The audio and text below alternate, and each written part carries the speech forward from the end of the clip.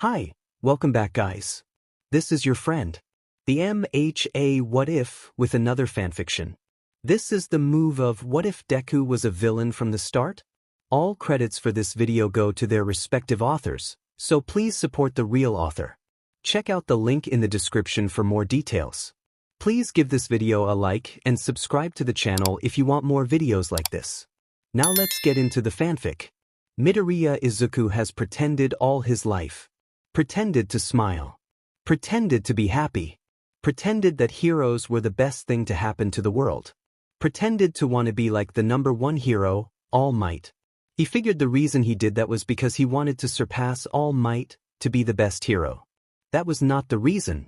When Izuku was 10, he witnessed a fight between All Might, who only came to Japan to visit, and a villain who could pull weapons from his skin. The villain, Miyano Hikaru, one who refused to parade around in masks and silly costumes and did not use an alias, killed 9 people in one day, using a minigun he made on the spot. He committed the crime in broad daylight, and Izuku had been hiding in the convenience store with his mom when All Might came flying in. The villain, Izuku saw the irritated expression, for it was as clear as the glass of the window at their apartment that his mom polished regularly, seemed to realize that All Might would be able to thwart his bullets easily and dropped his minigun. The gun did not disappear. The villain skimmed his hands over the bare skin of his arm, from finger to the corner his sleeveless shirt, where a fair bit of muscle rests. Then, the second time he ran his hands down his arm, he stopped, pulling something big out. An RPG.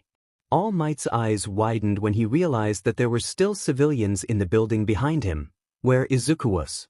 It was at that point did Inko pull him behind the shelves to shield him before the horror about to unfold. The RPG didn't fire. All Might was too fast and had subdued the villain. People held him high.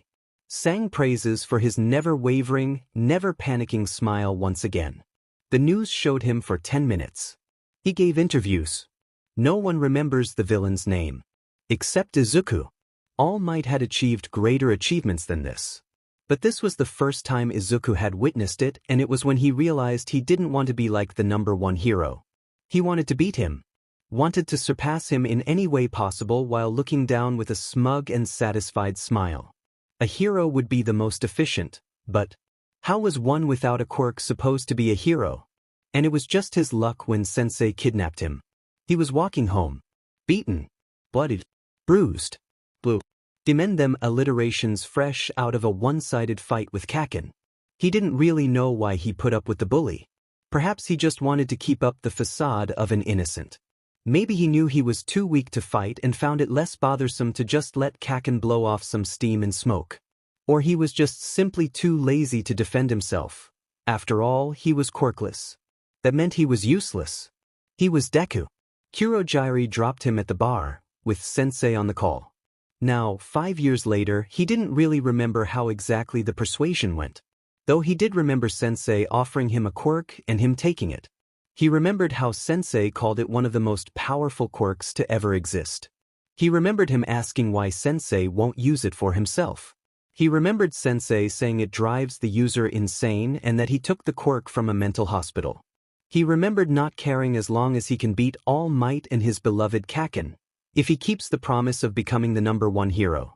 Now, Midoriya Izuku was not crazy, even despite the fact that he was a psychopath. Or the time when Sensei said he was. Or the one time he jumped off a 10-story building to escape even though Eraserhead had his eyes trained on Izuku's back because he had a sneaking suspicion that the underground hero would not let a kid die, even if they're a villain. Or the time he went to see a fight without a disguise when both the hero and the villain knows his face and he has a high chance of being discovered. Or the time he killed someone before Tamura could. Or the time he let himself get arrested because he found that breaking out of the precinct was more convenient than running away or fighting, even with his quirk. Or the other time when he walked into a building with a bomb strapped to his chest, confident he can just use his quirk to thwart the explosion even though he's never ever tried to use it that way before. No, he was not crazy. Reckless, but not crazy. One thing he is, though, is lazy. If you say that to his face, he would strongly deny it, claiming he just a big fan of not expending more effort than what it needs pass. He was intelligent, and rather than using that cunning to plan world domination and whatnot, he sat idle, thinking of ways to pass time and of the easiest and most convenient ways to get things done. He knew how to fight, but would rather not to, as his quirk was useful in many areas. On days he felt horrible, he wouldn't even use his quirk. Today, he rests his chin on his knuckles, eyes darting lazily like everything he does across the Monopoly board. Tamura sat across from him, restless, and handed him the dice. Izuku rolls, moving his shoe and landing on the chance box. He picked a card. That's it, Tamura. No honorifics. They were like brothers, after all. He threw the card down for his opponent to see, moving as it says to a railroad, passing go and collecting M200. Tamura was not stupid. Despite his childish attitude, he was almost as intelligent as Izuku, which was already above average. He knew Izuku for 5 years already. He knows that Izuku is a lazy motherfucker, and whenever the green-haired villain moved the pieces physically, warning bells starts to ring in Tamura's head. By now, he figured out that Izuku was cheating. Of course, Izuku can cheat whenever he wants, but just so it was still fun for Tamura, he would usually play seriously. He called him out on it. Tamura knew that Izuku was a poker genius. He knows that the teen had rigged the chance cards, memorized the order of which they were shuffled. He knew he took more than one card because the card he was meant to take was not in his favor. Either that or Izuku just used his quirk to control the dice because he knew that the card was good. Usually, Izuku would lie his way out of situations like these. He had a tongue like silver, almost as good as sensei at manipulation. But today he deemed it not worth the efforts, it seemed. He mutters a "you caught me" and spun in the booth to lie down on his back, most likely to take a snooze. Tamura huffed in frustration.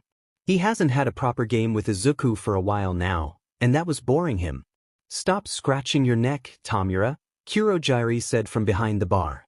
"We know you're quite restless now, but we will attack tomorrow." "Kurojiri," Izuku piped up in a sing-song voice, "can I fight the strongest person there?" Looks of surprise registered the two other villains' faces. Izuku would usually ask for the easy one so he doesn't have to expend any energy. "I'm bored," he added to convince the Black Mist.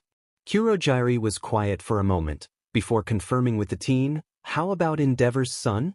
Izuku sat up, grinning from ear to ear, albeit lazily. "That sounds like fun." Izuku bounded out of the Black Mist excitedly. Could almost feel the ripple of shock spread through the students at the villain's sudden appearance and a slight panic. For the first time in a long while, adrenaline coursed through his blood and his body shivered with excitement. He was going to have fun. That day, he donned his usual villain costume. A green hoodie, sleeves rolled up past the elbows and the hood with rabbit ears, a mockery of All Might's hair. His mouth guard covered the bottom half of his face, the front a metal plate and the sides, reaching his ears, were sharp teeth reminiscent of a smile. Not to mention he was also smiling underneath.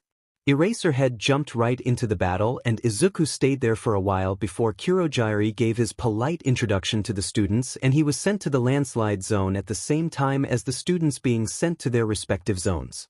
Unlike the other villains who were already sent to their zone, Izuku had asked to be at the front where he can see the students' reaction. Now, Midoriya Izuku was not a SDST. Sure, being a psychopath usually makes someone a SDST as he revels in all things immoral and others' suffering, but in Izuku's point of view, he was not a SDST.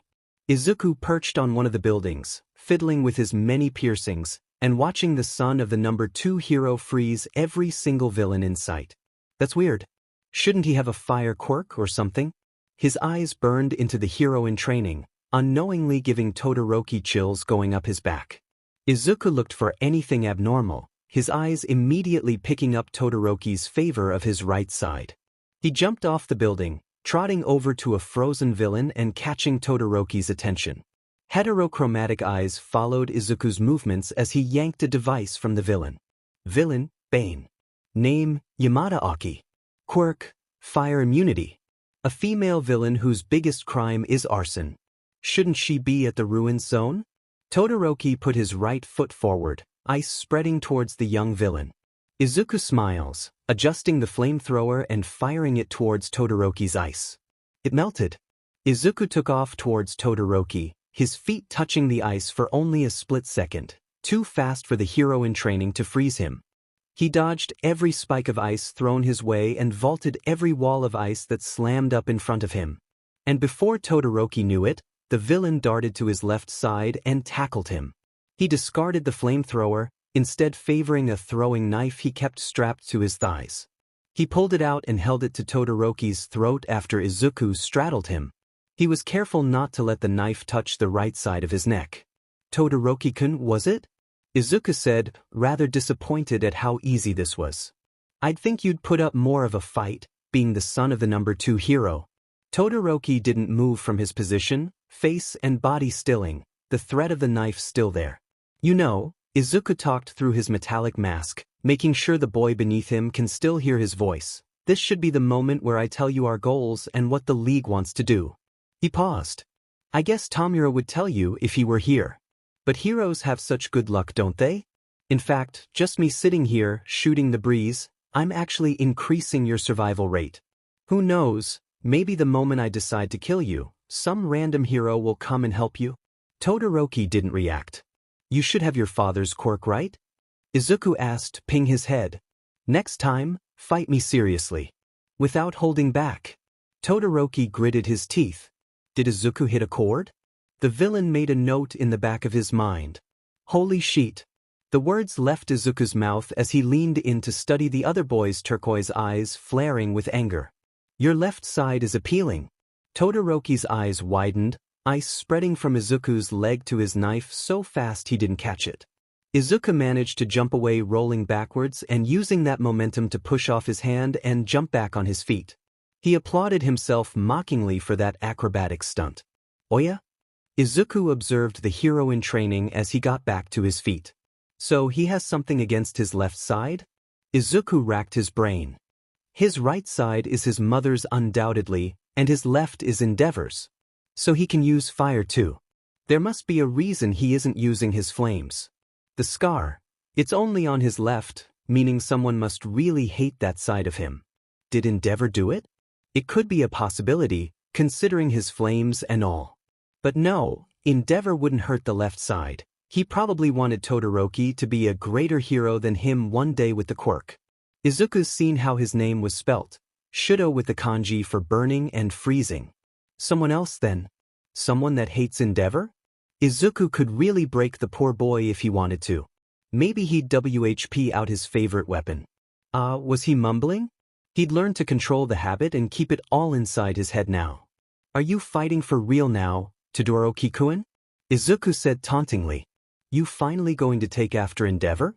The ice came faster this time, giving Izuku a harder time dodging it or melting it with the flamethrower that he picked up again.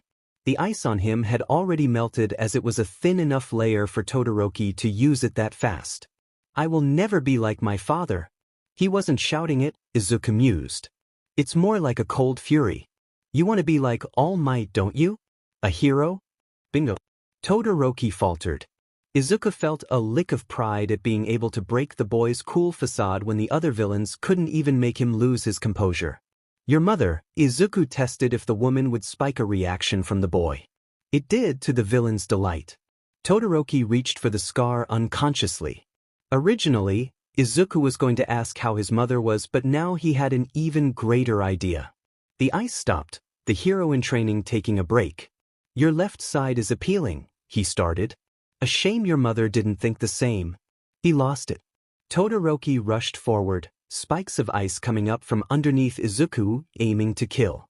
His strikes came fast, his punches coated with ice in a style that was, Izuku noted with some surprise, quite similar to a villain he knew. Sawamura Hikaru, a mixed martial artist who fights underground quite often.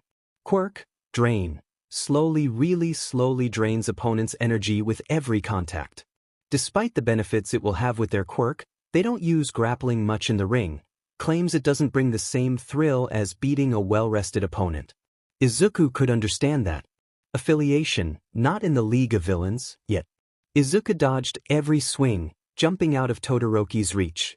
"Are you angry, Todoroki-kun?"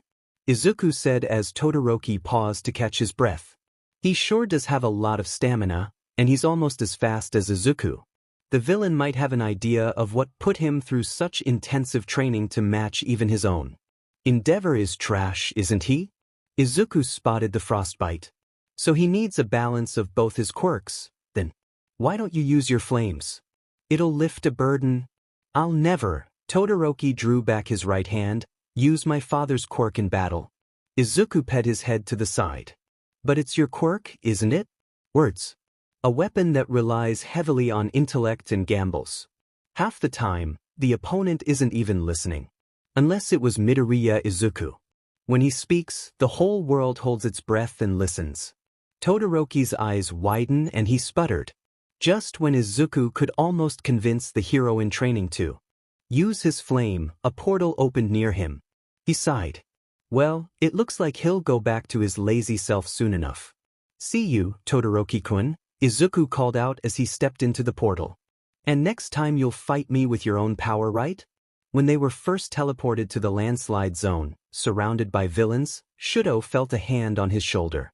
He spun around, immediately taking on a defense stance, right hand closer to the opponent to effectively use his ice. He expected a villain waiting for him but was met with a pair of floating gloves. Todoroki-kun, I don't think, the invisible girl started.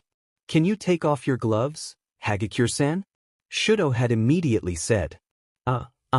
She pulled them off. Here, take good care of them. Shudo took the gloves from her, stuffing them in his boots. Can you hide?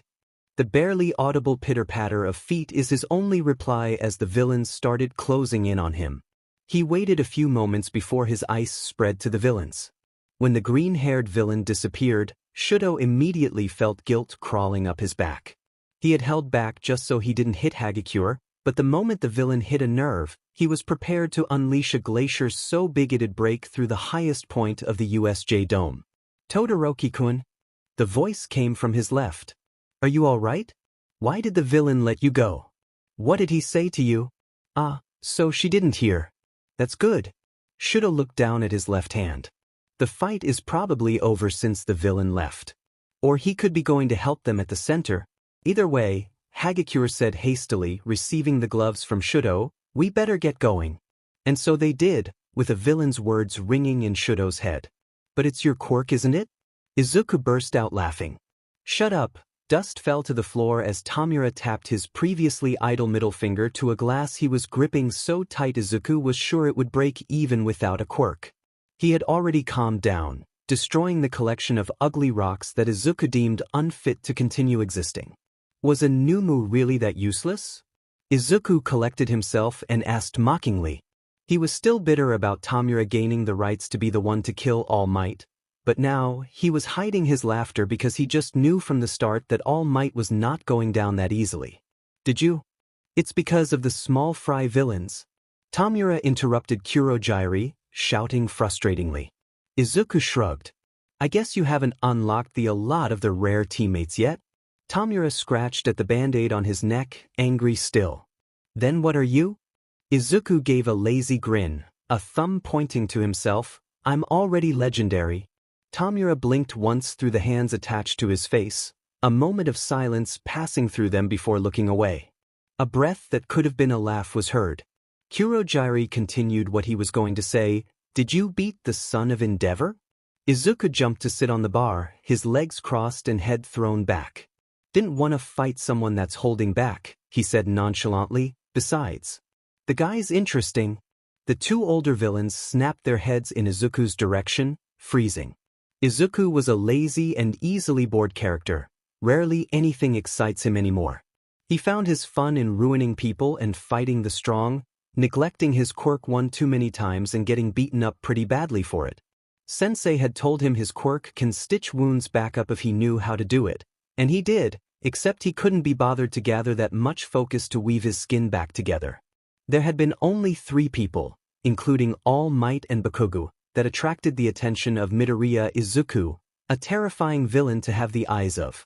Izuku propelled himself off the bar, ignoring incredulous stares from Kurogyri and Tamura.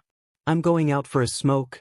After Izuku bandaged the burns and scratches from handling the ice, he stepped outside the bar into a dank alleyway that smelled of rain from the night before. He dragged his feet across the wet concrete, coming to lean at the mouth of the alley, pulling out a cigarette box. He shook the box a few times, squeezing it when a cigarette jumps up and suspending it. He took it in his mouth, a lighter already in his other hand as he put the box away.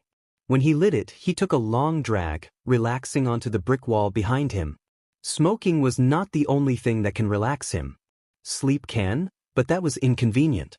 He only preferred to sleep in a room where only his quirk can open a way into the room, like his bedroom of 4 walls with no way out save for when he molds one into the plaster. He preferred smoking because it was fast and didn't require much effort as his other method. His other method was rather sinister. Though the end results were much more satisfying and euphoric, it takes months to do. The last time he did it was with a child. Izuku was coming back from scouting out the students attending UA and taking a walk, when he spotted the swing set and the lonely girl sitting there, as if she came straight out of a movie. Izuku moved over and asked her what was wrong. She sniffed. Bullies, was her one-word answer. That made sense. What did they do? Izuku asked, swinging gently in the swing next to her. They say mean things to me and the other kids on the playground. What did they say? They were calling me shrimpy and a coward. Izuku hummed as if contemplating it. And are you? She paused. I am small, but I want to be a hero. Izuku smiled the warmest smile he could muster without being disgusted and turning it into something more malicious. Heroes help people.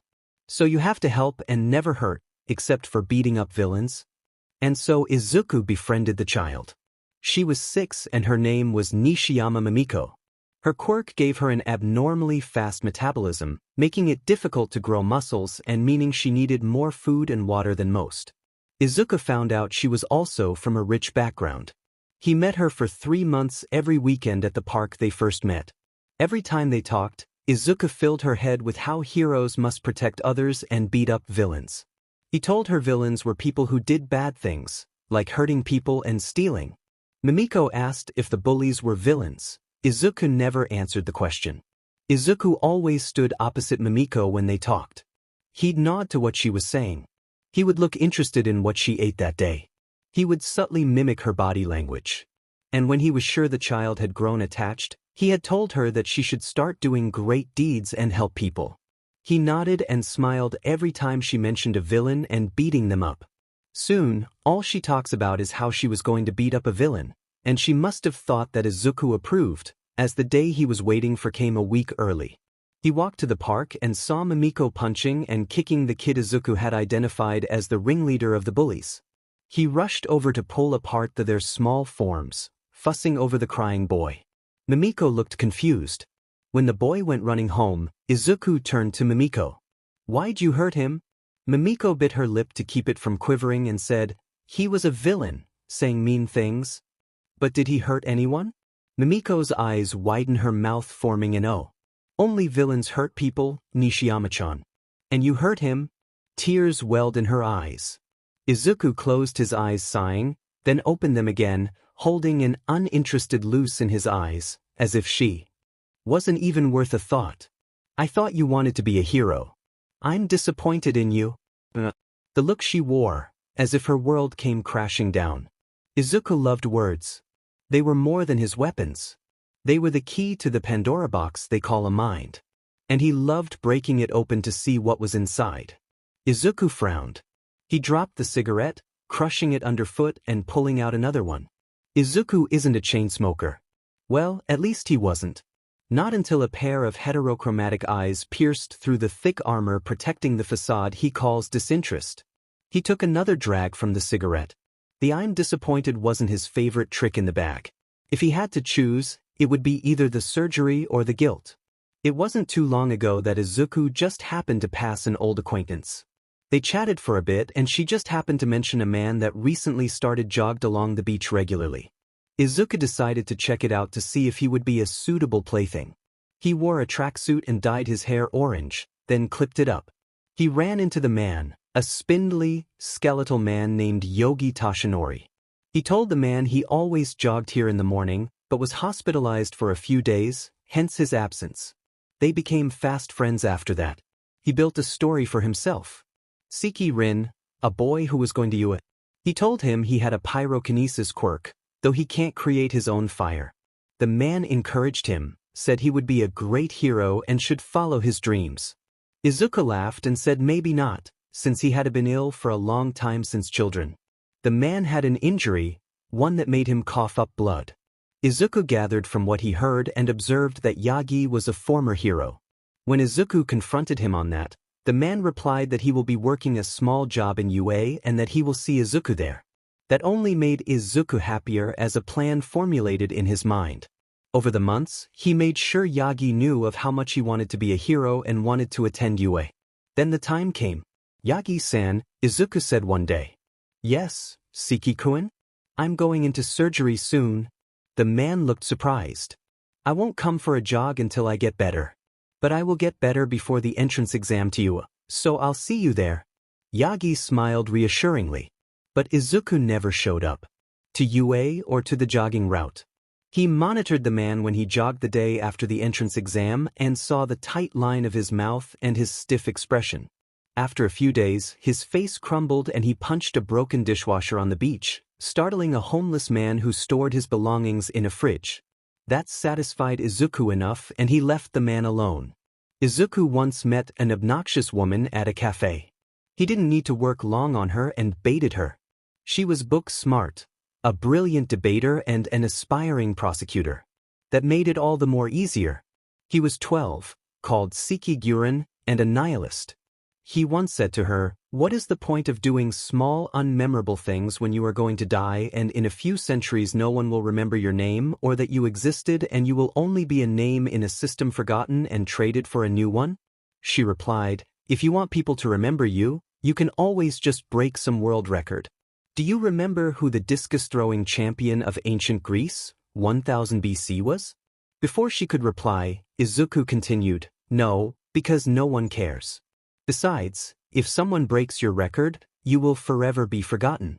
Do you know who Asafa Powell is? No. Well, do you know who holds the record for the fastest 100-meter run without a quirk? Usain Bolt, of course. Well, Asafa Powell held the record before Bolt." The woman, Tachibana Tamako, drained her coffee cup, still boiling hot liquid pouring down her throat, and said, "What you're saying is, there is no point in living. We should all just die because life is meaningless." She paused. "Well, why aren't you dead?" Izuku dumped a 6th cube of sugar into his hot chocolate. "I've considered it. But you are right, Tachibana-san. We have no reason to live." The woman laughed, thinking it a joke. The next Sunday, Tachibana asked the barista where Guren-chan was and he replied. It didn't help when the barista is a nighttime villain who owes Izuku for saving his but once or twice in a run-in with Tamura. "I heard he jumped off a building the other day." Oh, the guilt on her face. It propelled him so high he felt his head was fuzzy and he would see clouds in all directions. His 3rd cigarette finished, Izuku headed back inside. Tragedy wasn't the only way to break someone. A boy he knew was a confident one, who didn't care what others thought. That is, until Izuku posed a suspicious question. "Do you ever feel like you're a bit assertive?" Yoshimoto looked at him. "Pardon? It's just..." Izuku kissed his teeth. "Do you ever feel like you're annoying someone? That maybe you're a bit too loud or too arrogant?" No. Yoshimoto ped his eyebrows. It's nothing." Izuku waved it off. "It's just, I thought you were maybe doing it on purpose. Or you should be aware of it." The change was drastic. He became timid and his speech became so conscious. He stuttered way more and spends a lot of time rephrasing. Izuku was satisfied once again. Izuku stepped into the bar, spotting the pink hoodie immediately. "Izukin," the hood bobbed in what appeared to be a cheerful greeting as there was no one under it. "So," he started, "what have you got for us, Turu-chan?" A week after the USJ incident, Shudo asked his homeroom teacher about a certain villain he met. Aizawa-sensei, he had come up to him after class, poker face unbroken like before. "Can I ask you about a villain I met at the USJ?" Aizawa looked up from a stack of paper he was filing through and said, "Is it one of the villains you froze?" "There was one that escaped," Shudo replied. Aizawa contemplated it for a moment. "Tell me what they look like. It could be a villain I know of." Shudo wasted no time telling him. "He has green hair. And he looks pretty young. There's a mouthguard he wears." "Bonaparte," he said immediately, throwing the stack of paper onto his desk. Bonaparte? Quirk unknown, no known kills. He paused. I met him a few times and he seemed to have no morals. But seeing him with the League of Villains, he might have a goal to kill All Might. Thank you for telling me, Todoroki. Shudo paused. But why Bonaparte? Aizawa considered this. We didn't name him. I learnt of him from my time as an underground hero, and there was a particular reason that no one crossed him. He leaned back in his chair. All we know of him are rumors and a possible identity.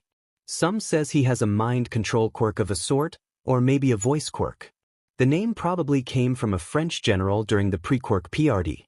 Shudo nodded. Thank you, Aizawa-sensei. When he made to leave, Aizawa called out, when you next see him, run in the other direction. Walking home, Shudo heard the call for help coming from a shady alleyway. When he ran to help whoever was in trouble, the woman ran out. His first thoughts were that she had been raped, but it looked like no one had even touched her. He investigated further. When he entered the alleyway, he spotted a familiar mess of green hair swept to the side, head bowed over a book. That was when Aizawa's words snapped in his mind. He had to run, as he knew next to nothing about the villains save for his name. Understand, Bonaparte read out, we tend to overestimate other people's abilities and we tend to underestimate our own. Shudo froze. Don't run. Not after I gave all the effort to meet with you again. He could see the villain's eyes crinkle, a smile under the mask. Bonaparte? Shudo hissed. Ah. He put his book face down on his lap, fingers still wedged in between the page he was on. So you have heard of me? A lot of rumors are untrue about my specific occupation in the villain world. He picked up the book again and flipped a page forward, reading out loud. The key to staying unintimidated is to convince yourself that the person you're facing is a mere mortal, no different from you. What did you do to the girl? Oh, her. Bonaparte crossed his legs on the dumpster he was sitting on. Just scared her a bit. Was sure that'd catch your attention. Why do you want to meet me? Shudo really wanted to run. He needed to. But Bonaparte's voice just seemed to captivate him. He spoke in a rhythm, poetically, and his voice was low and raspy, painfully slow as if he had all the time in the world. Did you know that scientists believe that the source of quirks relies on how much of that nasty nuclear power a particular place has? Bonaparte turned another page. That's why Russia and America are among the top in the world of the percentage of the population with quirks. But despite that, Japan still has the biggest population percentage with quirks. Sure, we use a lot of nuclear nowadays, maybe not in war weapons, but if you think about it, there is one particular event that stands out. Do you know what that is? Why would I know? Shudo's voice was cool and blunt. The villain looked up, his eyes tired. He whispered, just loud enough for Shudo to hear through his mask, Hiroshima and Nagasaki. Shudo knew about pre-quirk wars. He marveled at the crazy things that humans did to make up for the lack of power they had now. From nuclear weapons to firearms to airplanes, humans probably wouldn't have come that far if they had natural power that people these days call quirks. You know, I know a guy who thinks that quirks are a sort of special spreading sickness, and a boy who blames it for the halt of any of humanity's possible progress, the villain continued. And in a way, I agree with their thoughts. You have a quirk too, Shudo retaliated. How do you know? Didn't Eraserhead tell you that no one knows what my quirk is? Surprise flitted across Shudo's face. A quirkless villain that people feared? Bonaparte laughed. I have a quirk. But unlike you, I don't really repeatedly rely on it. He pointed to Shudo's hands. What are you going to do when you meet a ruthless, vicious villain who doesn't play fair and possesses an erasure quirk like Eraserhead? I used to know a terrifying criminal, not villain. He doesn't believe in such classic, threadbare theatrics. In Yokohama that could nullify someone's quirk and sometimes the effects of mutation quirks. But only if he touches them. I don't suggest facing someone strong like him with full reliance on your quirk. I'll defeat him before he can even lay a hand on me. Bonaparte laughed once again. Oh, precious. If you were his enemy, you wouldn't even see him coming. Besides, he has a leash on probably the most powerful man in Japan next to All Might. But we're gradually getting off topic. Todoroki-kun. Huh? You were the one that started talking about it? What's that? Bonaparte leaned forward.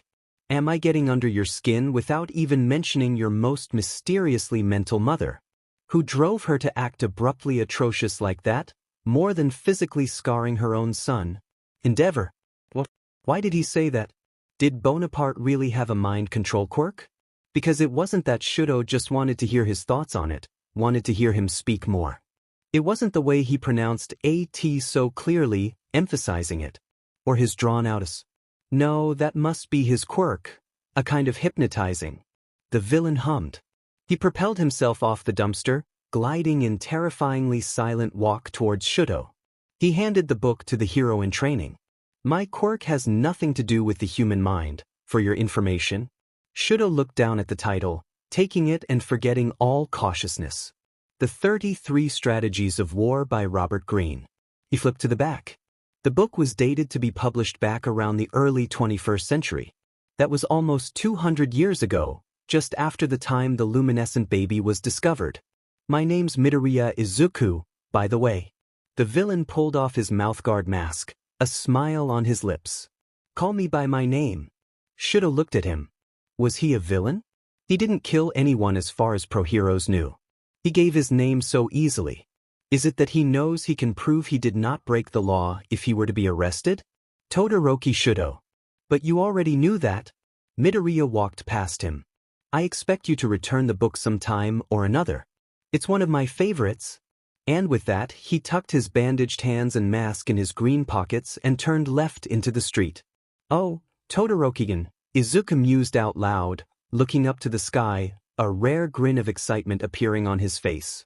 My Bonaparte doesn't mean Napoleon. He stopped on the nearly empty street and closed his eyes as the first rain came down from the gray sky. It means Josephine. The problem for us is that we are trained and prepare for peace, and we are not prepared for what confronts in the real world, war. This war exists on several levels. Most obviously, we have our rivals on the other side. The world's become increasingly competitive and nasty. In politics, business, even the arts, we face opponents who will do almost anything to gain an edge. More troubling and complex, however, are the battles we face with those who are supposedly on our side. There are those who outwardly play the team game, who act very friendly and agreeable, but who sabotage us behind the scenes, use the group to promote their own agenda. Others, more difficult to spot, play subtle games of passive aggression, offering help that never comes, instilling guilt as a secret weapon. On the surface, everything seems peaceful enough, but just below it, it is every man and woman for him or herself, this dynamic infecting even families and relationships. The culture may deny this reality and promote a gentler picture, but we know it and feel it in our battle scars. Shudo sighed, closing the translated book. He hadn't even gotten through the preface and he already feels slightly depressed. This man seemed to have a very cynical outlook on life and he probably didn't have many real friends. When he was senile, the paranoia must have gotten to him one way or another. What Shudo wonders, though, is if this is one of Midoriya's favorite books, how does he view life? The hero in training stood from his too-soft bed. Aizawa had announced when he came back that, battered and broken, the sports festival was taking place in a few weeks. The effects of the USJ had barely just subsided and they claimed the sports festival cannot be cancelled. Even in his top form now, he can't afford to slack off his training, so Shudo slipped on a sleeveless shirt and headed off to break his muscles down and build them up all over again. You know I can't skip Saturday so suddenly, Sawamura-san, Izuku said as he lay his head down on his arms, closing his eyes. Suit yourself, Sawamura said, wrapping their hands in bandages. The tournament starts tonight. But I'm glad you're not participating. Izuku laughed quietly. Not a fan of my fabled fighting? Or is Muay Thai just that annoying? Sawamura ped their head. I like fighting you, 'cause you don't like grapples either. They shrugged. But your Muay Thai stance unsettles me. Izuku hummed, his eyes still closed. He heard the underground fighter leave with a "see ya," the door closing. The door to the bar opened again, but Kurogiri wasn't there to greet the guest. The person sat across from Izuku, prompting him to open his tired eyes to meet a familiar woman. Neith Solomon. He hissed, sitting straight up. Cleopatra? The woman smiled and spoke in English. Well, long time no see, Bonaparte. What are you doing in Japan? Izuku schooled his features, replying in perfect English. Just visiting once I heard of the League. Neith rested her cheek on her knuckles. Looking 10 years younger than her, she was not the most appealing woman, nothing worth noting in her appearance save for her dark eyes. But there was something that made a 9-year-old Izuku ask her how she did it. It was the way she walked, her enchanting voice. It was all theatrical, unnatural, but that seemed to stuck any man she laid eyes on. No, Izuku retorted, you're not. She laughed. You got me, Bonaparte. What do you want? Izuku said sharply. He used to admire the woman, how she spoke her way into the top of her organization with a quirk barely worth noting, how she doesn't resort to violence and used words to cool people down, to slide their ego and tie them to a string you hold. He supposed that's what she did to him, telling him he had a talent for words and anyone would listen when he spoke. Calm down. She settled back in the booth. Alexandria would like to ally ourselves to the League. Alexandria, a villain organization that has spread its influence all throughout Western Asia and Central Asia. The leader started out as an Italian man who used the alias Alexander the Great. He was looked up to by many and his followers were widespread. Few know of the origin of the name. After he killed himself so to not be taken alive, 2 men succeeded him. Caesar and Antony, 2 villains that already discarded their names, split control on the organization. It was not long before they fell in chaos, their goals and ideals colliding. Then came Neith, known to the world as Cleopatra, a woman with a quirk that lets her control her own body heat. She climbed her way to the 2 men's side, uniting them under one common goal, to continue on Alexander's legacy. And that made her dangerous with a tongue. If you want to do that, talk to Tamura, Izuku grumbled. Neith smiled, very well. She made to stand up, but turned back to Izuku, her voice dropping low as she asked, You're still doing the thing? The thing? The one where you pretend to sleep all day? I don't know what you're talking about. Oh, Bonaparte, the woman stood, towering the sitting Izuku. I know that you can't sleep, not without a warm human body by your side. Izuku gritted his teeth. You might deny it, but other than psychopathy, you seriously have something wrong up here. She pointed to her head. You don't get insomnia for no reason. You crave love, more than what your mother gave you. That's why you made everyone fall in love with you. Ha! Izuku laughed. Love? That's a pretty strong word, Cleopatra. He spat out. You take your showers boiling, you drink your hot chocolate without waiting for it to cool, and your Saturdays? If you touch him, I will cut off your tongue. He understood how Neith would know about the first 2. She knew him for a long time. But how did she know about his Saturdays? Protective much? You don't even care about him, you just relish his attention. What excuse did you give yourself? I need him on our side, his company will grow in the future, really? You pathetic. Izuku lunged across the table, his fingers closing around the other villain's throat. She choked, trying to pry his strong hands away from her windpipe. You should be prepared to die the moment you speak like that to me, Ohaim-sama. He whispered into Neith's ear, unaware he had reverted back to Japanese. She was so cold, her skin so inhumane that he wanted to cut her open just to feel her warm blood, to prove she was mortal. He almost laughed. The irony in him telling Todoroki how your enemy is mortal and now this unsettles him. Why you see can't, she choked. See can't cook a kill, a breath in. Kill me. Oh I can. We'll get our Revan revenge. And Tony? Will. Not if he doesn't know where you went. Her eyes widened. Izuku just purred on slowly. Don't look at me like that, Beach. You might be this world's top seductress, but war is Caesar's strong suit, sadly. You should have told someone where you were going. But you always loved independence, didn't you? More than you wanted the 2 men to forever fawn over you. You're not the graceful, good-natured, guileless girl that united a failing, falling empire. You were the sick, slippery serpent sneaking into the Garden of Eden and convincing the absent-minded, eagerly earnest Eve to eat the fruit. You make them greedy, Cleopatra. I did tell. Tell someone. Liar, Izuku hissed. I can see the desperation in your eyes, Ohaim. He let go of her. Go, he said. Get out of my sight, where? Fitting, considering your name. She coughed, gagging and rubbing her bruised throat. She stumbled over to the door, pushing through it. Izuku looked down to his shaking hand. It hurts. Something hurts. He didn't know what it was, but it hurts. It hurts so dimmin fng much. Izuku slid down next to the booth, clutching his chest. He felt nothing. No sadness, no frustration, but something just effing hurts. He was crying. He was laughing. Why was he crying? Why was he laughing? Because if saichuarts. F dash dot. Izuku whispered. Izuken, Kurogyari said, appearing in mist from behind the bar. Kuro. Izuku managed to say, I should still have my tablets in the back. Can you? I threw them out, Kurogyari said. They're really harmful to you, Izuken. You need to get your mental health checked? No. Izuku said a little too forcefully. No, he repeated quieter. I'm not. He took a deep breath. I'm not like that. I'm not. Wrong. Kurogyari was silent for a moment. It's Saturday.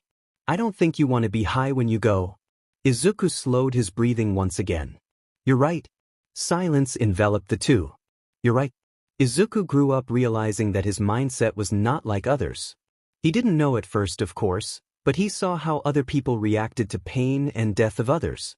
Izuku, in turn, felt a slight satisfaction at the headline he could barely read that came up on the news, and a slight disappointment at the pixelated gore. He never had a name to put on this strangeness, but then his mom muttered about how horrible it was and Izuku frowned. After that, Izuku perfected his mom's grin. He'd stand in front of the mirror and bare his teeth in a friendly manner, enough to outshine the sun, a carbon copy of his mom.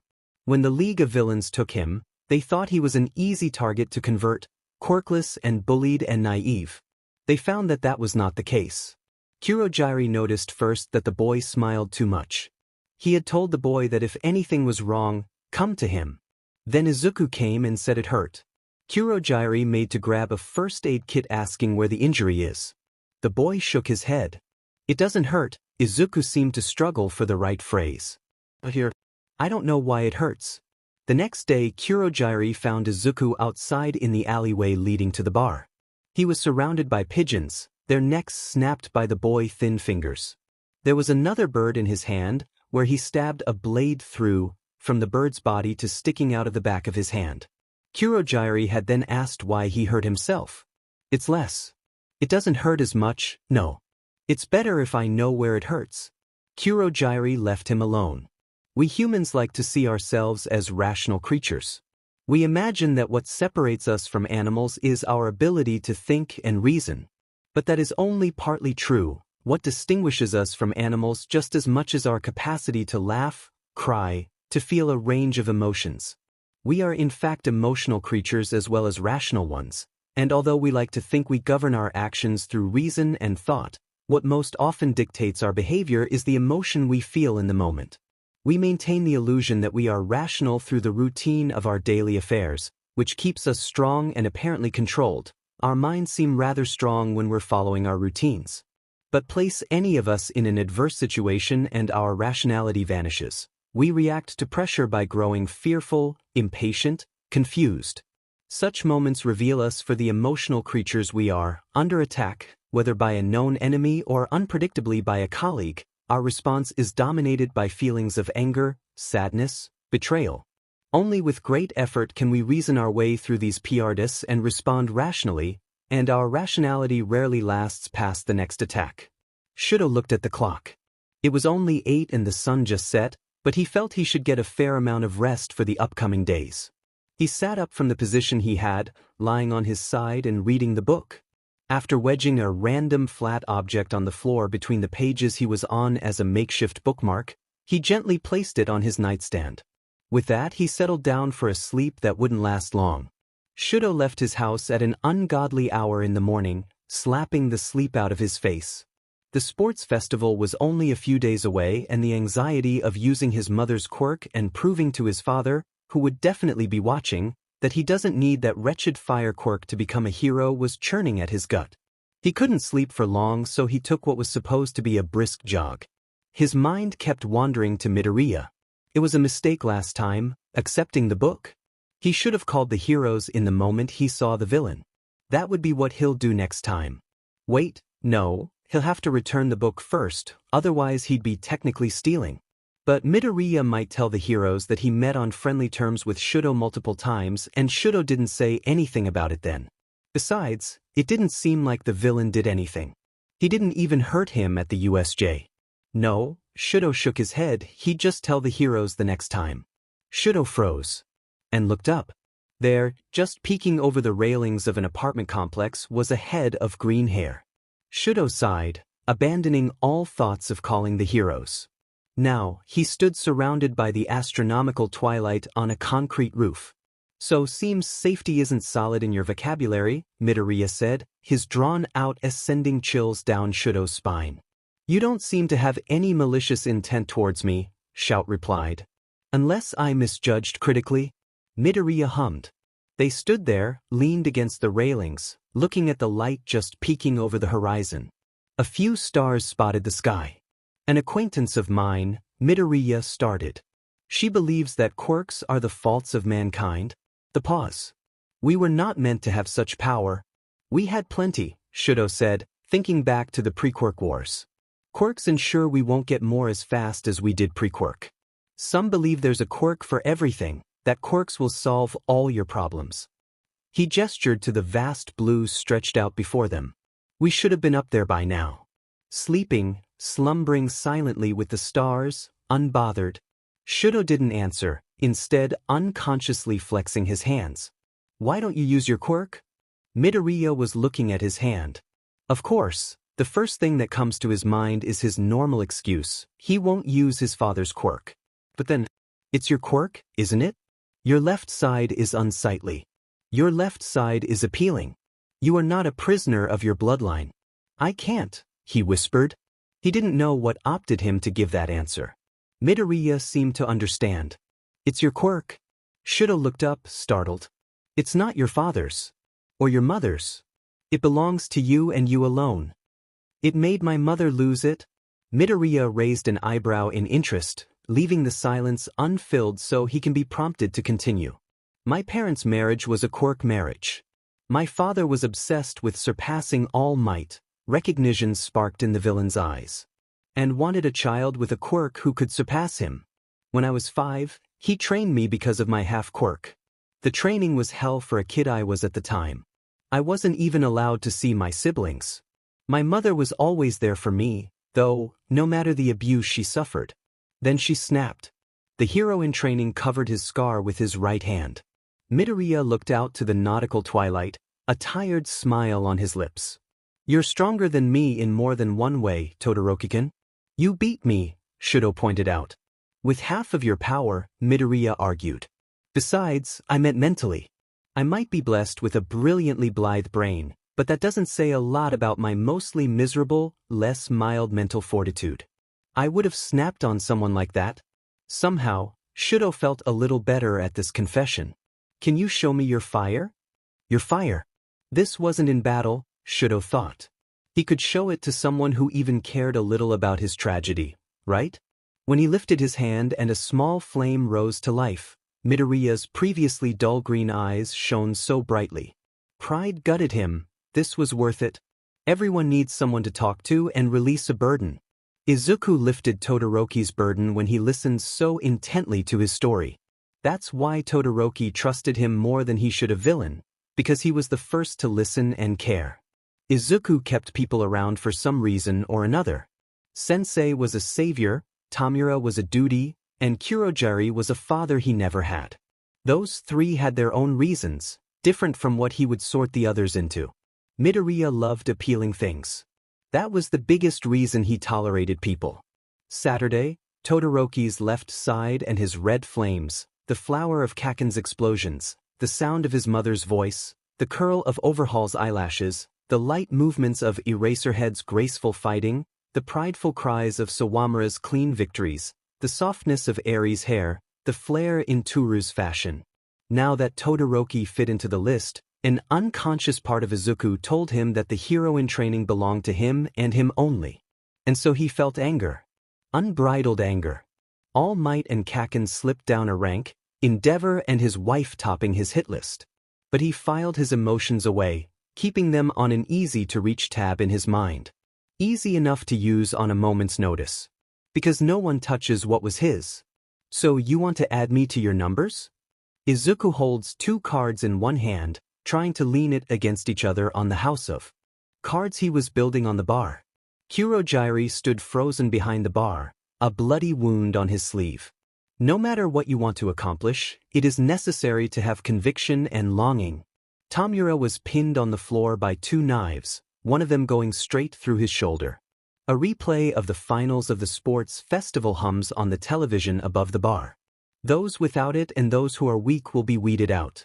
It's only natural. That's why it turns out like this. The hero killer's voice was surprisingly clear and had a convincing lilt to it. Izuku, get rid of him, Tamura said, annoyed and in pain. Don't wanna, Izuku replied stubbornly as his still hands placed a card on top of 2 pairs leaning on each other. Kurogyri? He can't move, the Black Mist said. Izuku hummed. Must be his quirk.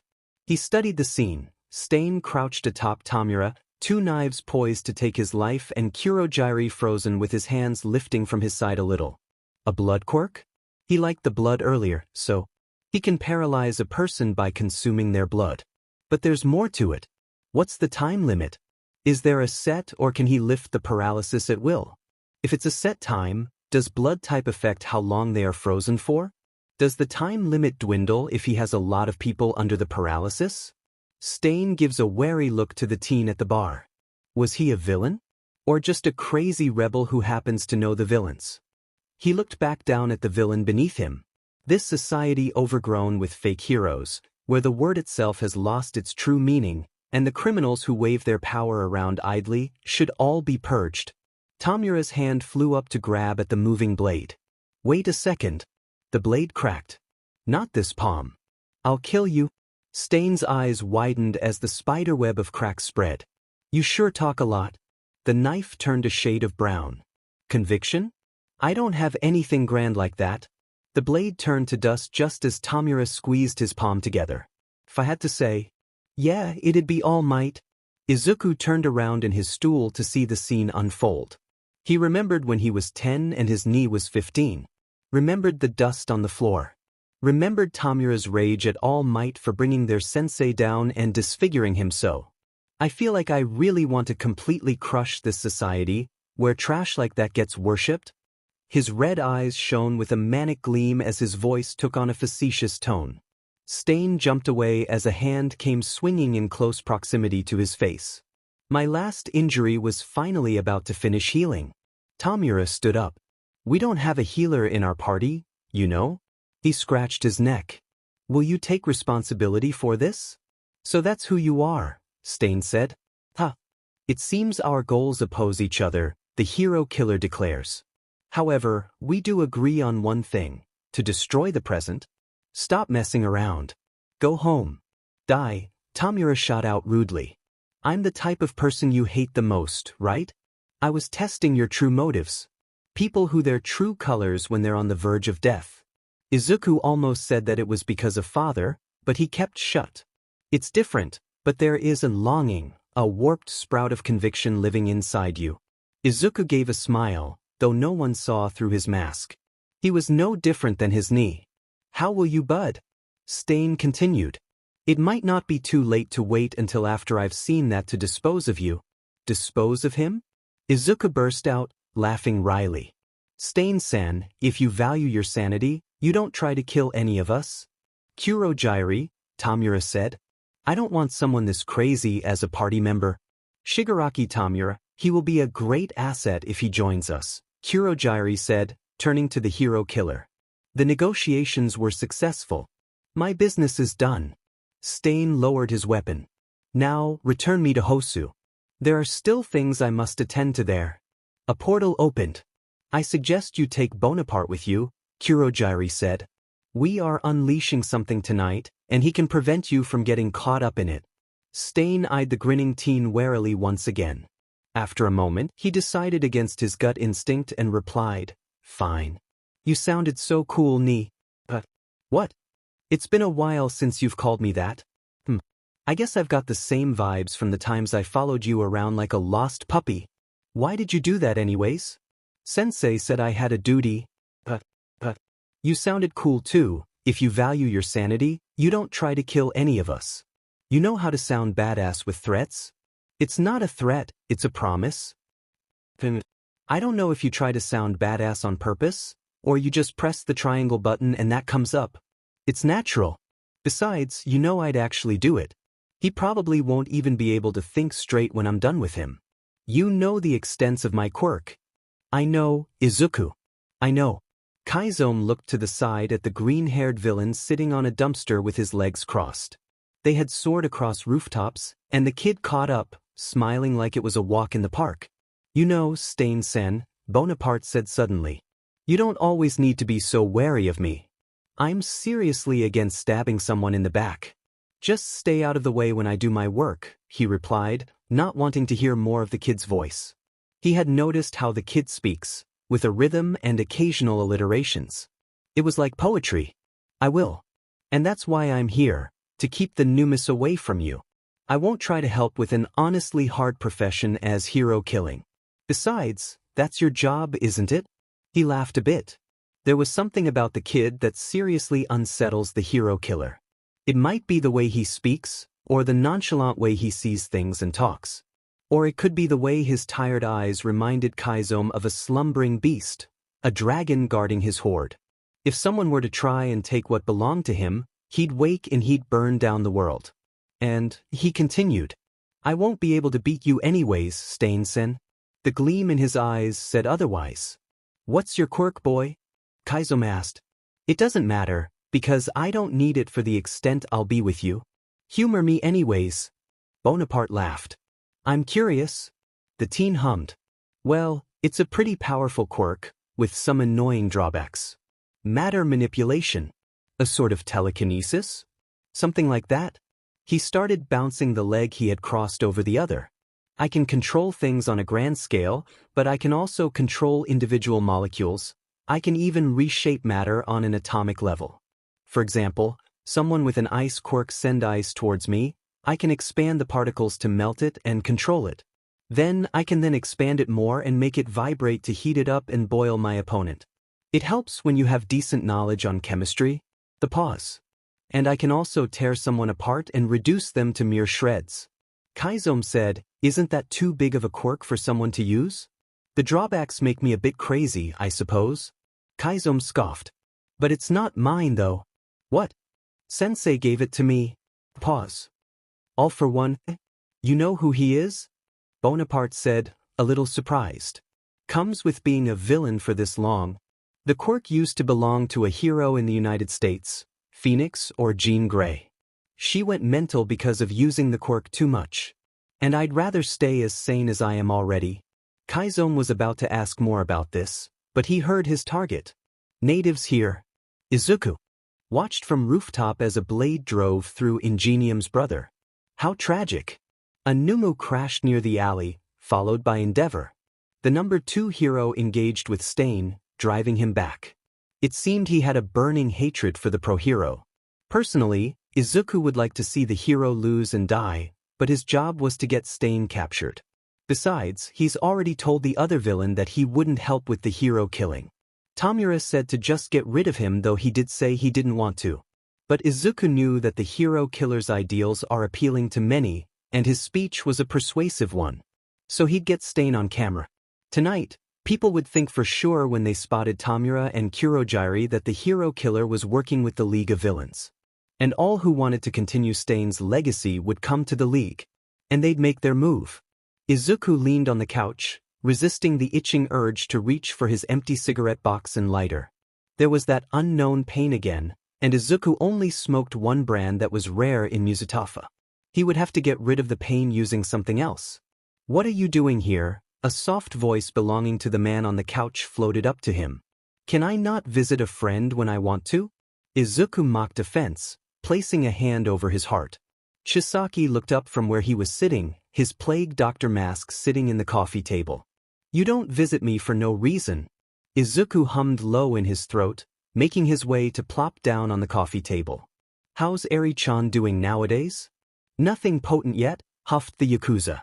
I wonder, Kai-kun, said Izuku. If when you find a potent solution to this hero syndrome, will you also cure yourself? The other didn't answer, instead placing the 8 precepts mask over his face, shooting a glance to Izuku. Do you think I'm sick? Izuku continued. That I'm dirty and disgusting? You wouldn't want me to touch you. The room was a chilling temperature that made Izuku crave any kind of human contact. Chisaki made to get up, only to be pulled down by the wrist by Izuku, his hand holding firm. Chisaki winced at the contact, hissing. But Izuku ignored that, pulling the white gloves from his hand slowly. Izuku placed the hand, so much power in it, onto his neck, Chisaki's fingers instinctively wrapping itself around his freckled throat. Destroy me, Overhaul, Izuku whispered, just loud enough for Chisaki to hear. The teen's eyes gleamed malice, but the man knew from the many times Izuku had come to him that that was all a facade. Destroy me and remake me. Chisaki's grip tightened. He seriously wondered if the boy was a suicidal maniac or he trusted Chisaki that much to bring him back from the state of destruction. He could get rid of this nuisance right here, right now, but he won't. You're with the League, aren't you? Chisaki asked. Izuku closed his eyes. Depends on how you describe with. Whose side are you on? Izuku hummed once again. He really liked to do that. I am not with anyone. They are either on my side, or they are against me. Seeing as I'm sick, I take it you are my enemy? I'll cure you, Chisaki replied. He knows about All for One, was proven by this smiling devil that the urban legend he knew was indeed real and powerful. After all, that was how he got his quirk. He was disgusted to learn that Izuku was completely clean and pure, only to choose to take on this sickness. I'll cure you and make you holy once again. I'll look forward to that day, Kai-kun. But today, Izuku took a sharp breath as he said that. The boy looked up, his dull green eyes staring into hazel ones that lie underneath dark lashes.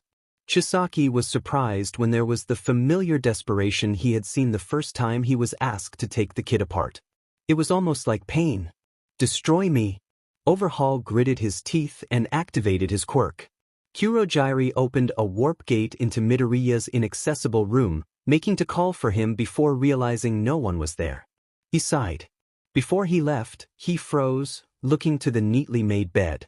There was a thin coat of dust on it. Kurogiri was going to have a talk with the young villain once he gets back about his sleeping habit. Izuku stumbled in the rain, hair disheveled and body still shivering.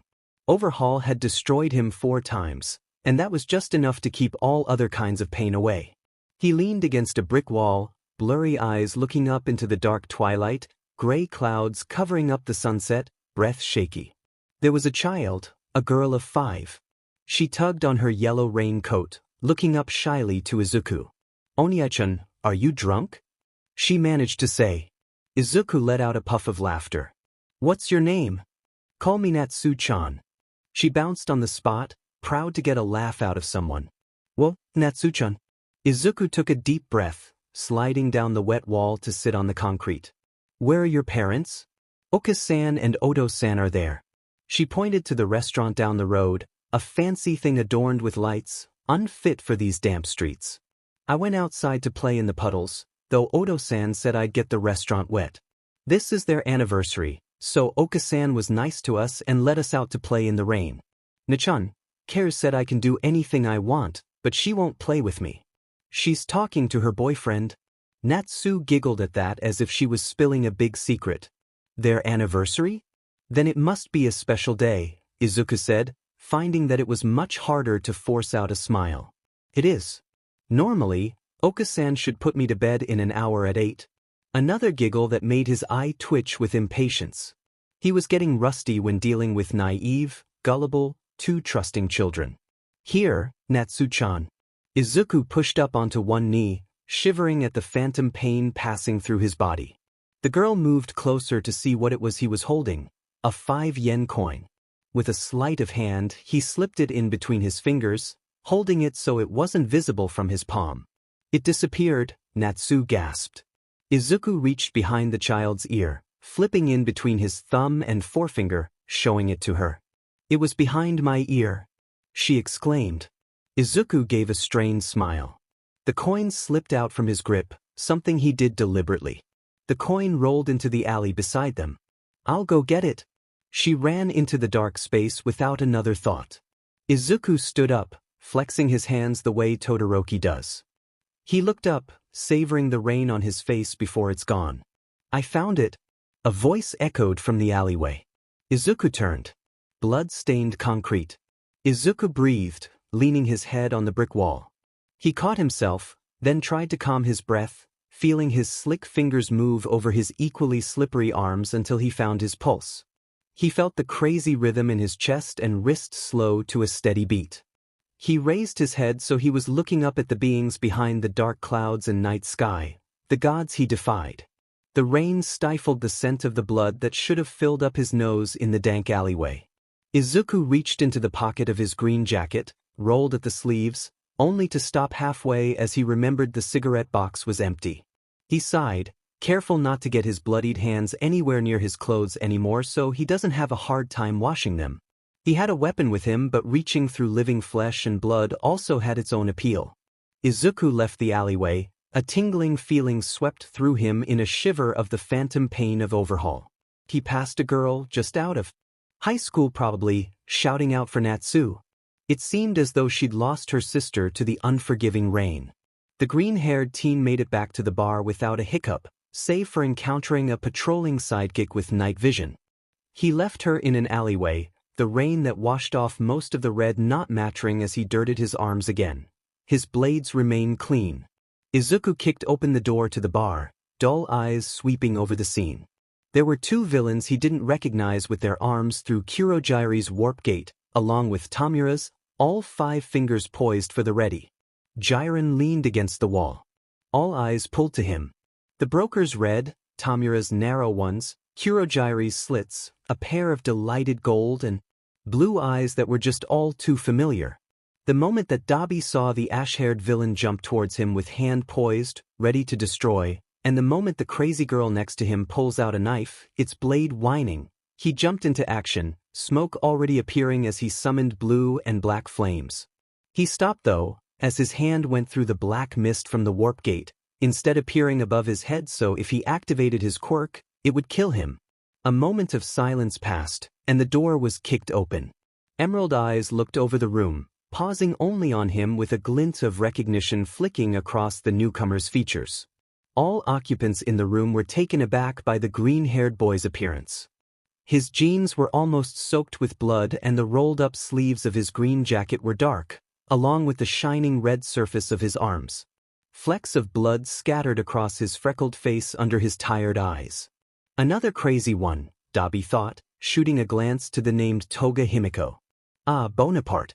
So nice of you to join us," Jiren said, his tone laid back, though it had a wary edge as he took in the young villain's bedraggled look. The boy, Bonaparte, just gave the broker a look, holding out his palm face up. Without a word, Jiren dropped a box of cigarettes into his hand. Dabi, Shigaraki, and Toga pulled their hands out of the warp gate. Toga looked delighted, a crazy glint in her eyes. "Who's the new one, Shigaraki-kun?" The girl's voice rasped as she asked the question, golden eyes following Bonaparte. The villain in question walked to the bar and sat down, never letting anyone out of his line of sight as he lit a cigarette and took a drag. Shigaraki didn't answer. Instead, Kurogiri spoke to Bonaparte. "These are the new villains that have joined us in the name of Stain's cause, Toga Himiko and Dabi." Bonaparte looked up for a second before saying, "Just call me Izuku when we're in here." "Midoriya Izuku.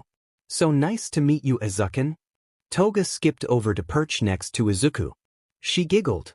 "Do you not like them, Tamura?" Izuku said. He looked Dabi up and down, lingering when making eye contact with the patchwork villain. "I can't have someone crazy and someone rude in my party," Shigaraki said. Dabi caught the offended look that Izuku gave the older villain. "If you don't want them, can I have them?" Izuku said, a visible shiver running through him. The two held eye contact, a look passing between them that made the ash-haired villain say, "I'll recruit them." Izuku smiled. A horrible thing, too wide and too thin, reaching the eyes in a weird sense. After Jiren and Shigaraki left, Dabi made to leave too. Leaving already, Dabi-kun? Toga said, her voice near hysterical. When Dabi didn't answer, she laughed. The dark-haired villain sighed, moving over to order a drink from the mist bartender. Can I stab you, Izuku? Izuku hummed as if considering it. Sure. Faster than Dabi's eyes can follow, Toga had her butterfly knife through the green-haired villain's hand, pinning him to the bar. Not the bar, please, Kurogiri bristled. And that was how they ended up sitting in a booth, Dabi with a drink in hand across from two crazy fucker who just stabbed each other consensually. Izuku didn't treat his wound. Instead, the blood slid down his arms over the dried blood from before he came to the bar. His hand shook as he pushed the cigarette butt into the ashtray. What he found out was that Toga talked a lot. She talked about Stain, about how she wants to make the world easier to live in by painting it with red using the blood of fake heroes. Then about how she wants to be like the hero killer. Then about how she wants to kill him. Dabi frowned.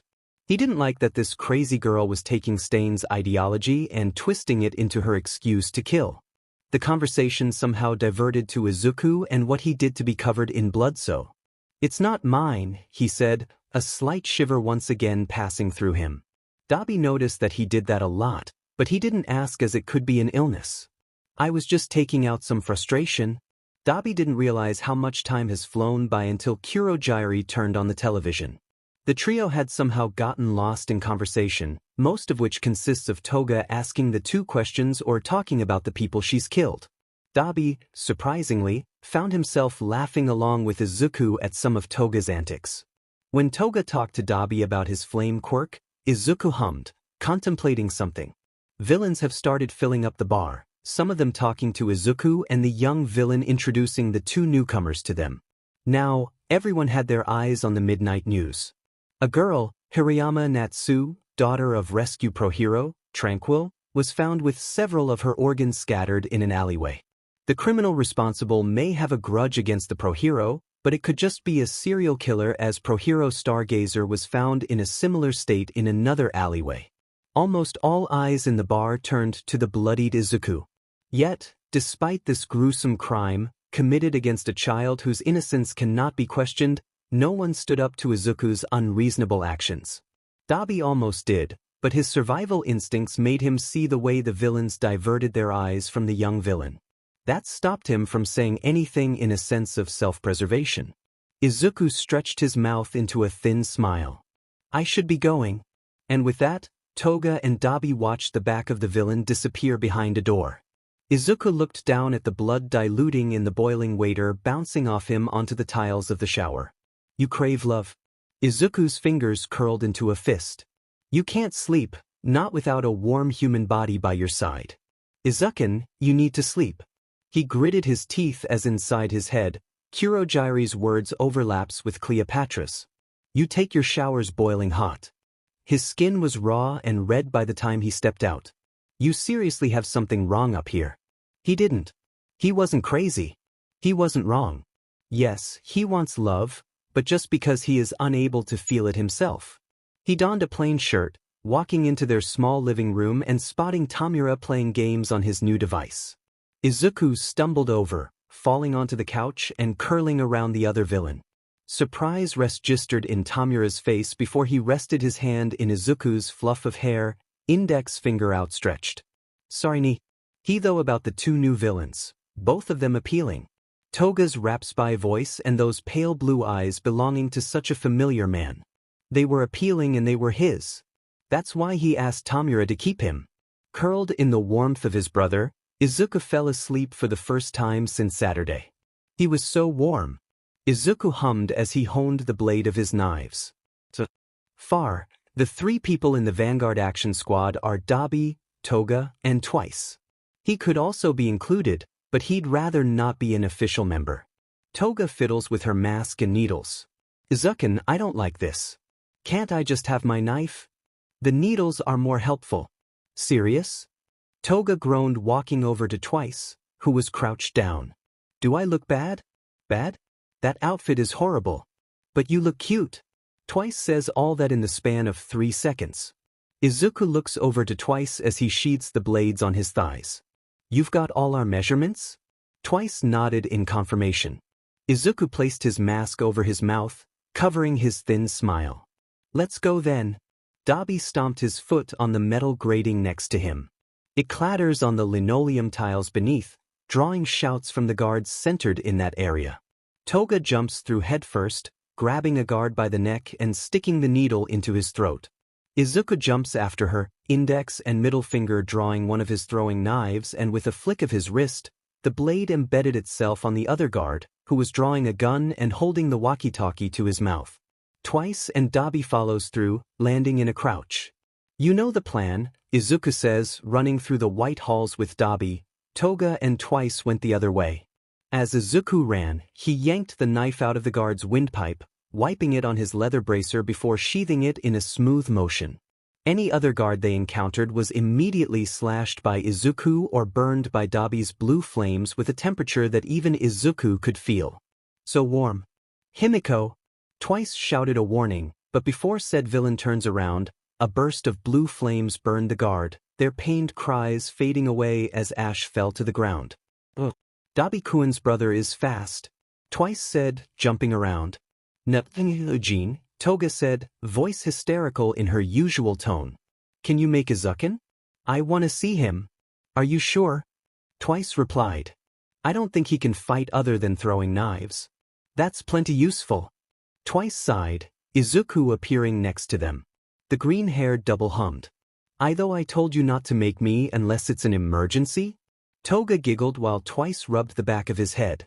Fine, Izuku sighed. He to a wall, roughly in the direction of the two's target. Since this is a double, I can go all out. Toga? Yes, Izuku? She rasped. Kill me once I make a way for you. My quirk's drawbacks are troubling to say the least. Huh. The wall ripped open, the tiles shaping itself like liquid to the side neatly. It opened into a room with a villain with bright red hair. He looked on in fear before scrambling out of the way as the wall behind him tore open into a hallway.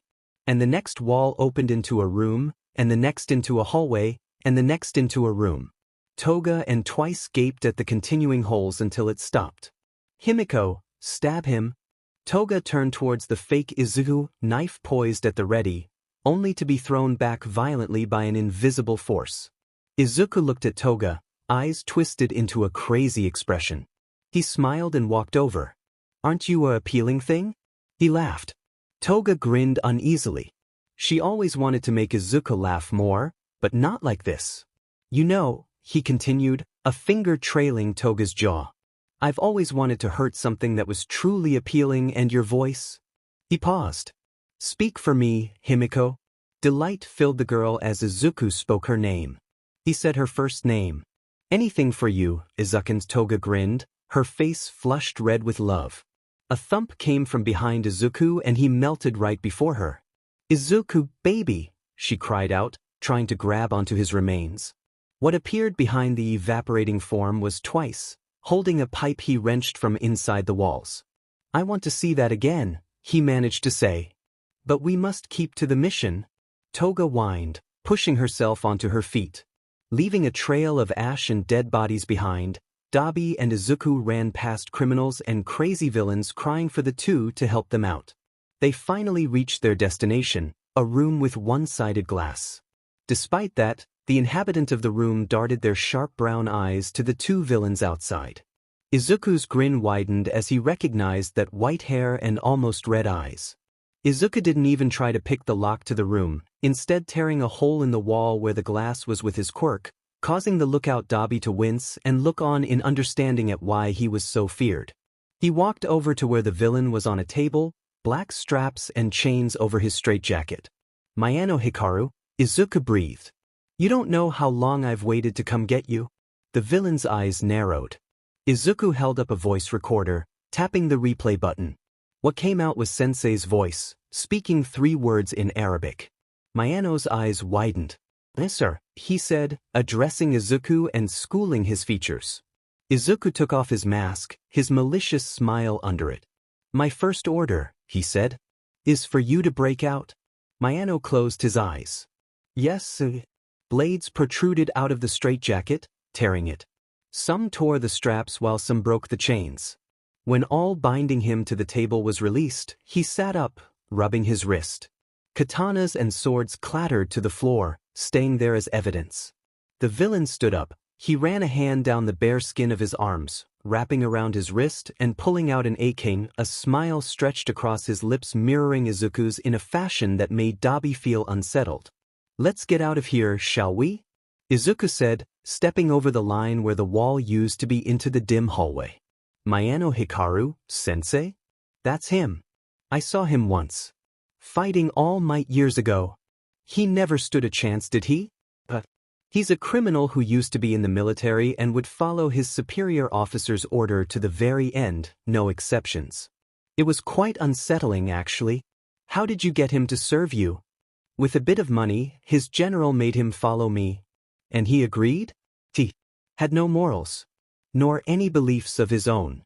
He was like an empty shell, a doll. Wow. So I made him follow our beliefs. The loyalty he has to us is unwavering. His general won't even be able to bring him back. And I can have him."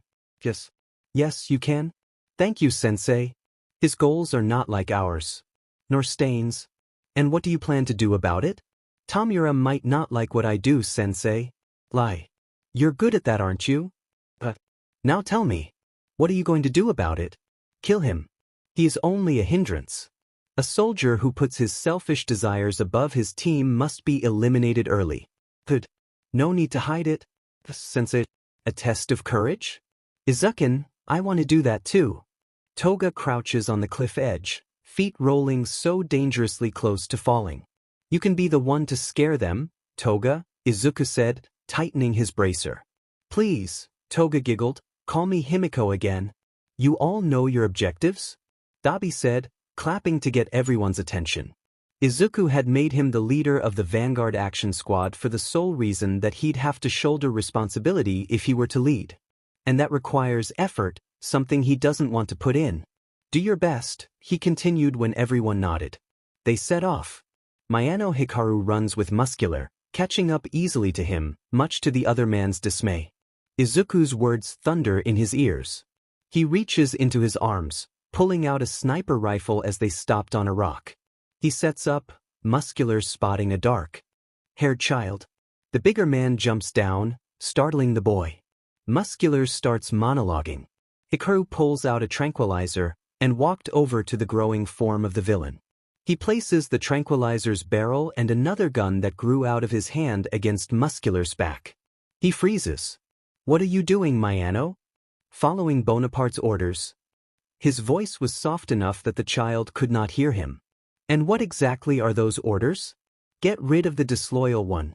He fired the gun, causing Muscular to jump away, falling. The taller villain turns onto his back, looking up at the looming figure above him. Half of Hikaru's face was obscured by shadow and the other half was veiled by moonlight. His brown downturned eyes looked red. The gun was pointed at Muscular. "Get rid of the greedy one." He fired 3 more times, all nowhere near the vital spots that would kill him. Then he shot the tranquilizer into the bits of skin showing under the overflowing muscle. "Are you?" Hikaru looks up to see the boy quivering and cowering, leaning away from Muscular. "Are you a hero?" Hikaru raises his tranquilizer, the shot hitting the kid's leg, sending him down. "Lead him to the 2 flames." Shoji spins around, expecting a villain, only to find no one. The voice was young, likely muffled by something, a mask. He was sure he wasn't hearing things, but Shoji turns his head to the sound of explosions in the opposite direction from the raging dark shadow. "That's not a bad idea." Himiko inspected the tiny bit of blood on her knife. "Too shallow. Not enough. What kind of JRK comes out swinging a knife like that?" The frog girl said, instinctively stepping in front of the short-haired one. "I'm Toga. And you two are really cute," Himiko said, then pointed the knife at the girls, placing their names that she'd been briefed on. "Uraraka and Azui." "They know our names," Uraraka said, worry tinting her tone. "Probably from the sports festival." "We don't know them, they know us." "Little blood is no fun," Himiko continues, ignoring them. "Usually with a good wound, I can SCK it all out." She made slurping sounds that sent chills down the 2 students' spine. She grabbed one of her needles. With this machine, a little cut's all I need to drain you dry. Makes my job so easy. So I'm gonna stab you. Himiko ran full speed. Achiko. Ajui's tongue wraps around the other girl's torso, swinging her out of harm's way. Run back to camp. We shouldn't try to beat the villains just because we got permission. Himiko giggles. Izuku will be proud if I get blood, and call me by my first name. You run too, Uraraka said. Ajui turns to her opponent, stance readying. Tfuyu. Himiko slices at the frog girl's tongue. Little Tiu. Cute name. Ima call you that too. Ajui jumps away. Only the people who are allowed to call me that are my friends. Himiko throws her needle to trap the other girl's hair. That makes us friends, doesn't it? Call me Himiko too then. The round-faced girl shouts for her friend. You're bleeding already, Tiu my good friend. Himiko traps Ajui between her arms. Isn't blood cute? And so are you. Your skin is so pretty. I hope Izuku doesn't mind if I take a bite. Himiko licks her lips, leaning in so close she could kiss the student. Get away from her. Uraraka runs. She dodged the incoming knife from Himiko perfectly, grabbing the outstretched arm, her hand cupping the villain's nape and pushing her to the ground, successfully wrenching the knife hand to Himiko's back. At Uraraka's command, Ajui tried to get herself free to wrap the villain's hands with her tongue. Achiko-chan, Himiko rasped, craning her neck and looking up to her captor. You're a lovely one too. You know I have someone I'm crushing on. Uraraka looked puzzled. And I want to be just like him. Do you like someone too, Achiko-chan? I used to love tattered guys reeking of blood. That's why I used to carve people up. The two looked horrified. But now, I like the type that will carve me up. With that, she stuck a needle with her free hand on Uraraka's leg. Himiko said as Ajui's tongue lunged out to save her friend. Uraraka. A guy with multiple arms walks down the path carrying someone unconscious with a half-red half-white-haired guy leading. There are too many people, Himiko said, pushing the girl off of her and jumping away. I don't want to die. She runs off. A lot of good people are going to die. You don't try to gloss it over for me, do you, sensei? I can't fool you even if I tried. If I tell you that they're all fake heroes, you wouldn't believe me. Yeah. They're all heroes that want to help people. Good people. I see it in your eyes, Izuku. This is why I don't need to gloss it over. You don't care. You don't care as long as you get to hurt someone. And I lied to my team that it was all for a greater cause. But a lot of good people are going to die tonight, sensei. Bang. The shot rang out through the forest. Hikaru reloads his rifle, shifting a bit in his position on his stomach. I missed. He wasn't the best at every weapon. He was a well-rounded soldier, proficient in all types of artillery and in most blades. He looked through the scope again, seeing the big cat on the ground, clutching his shoulder and screaming in pain.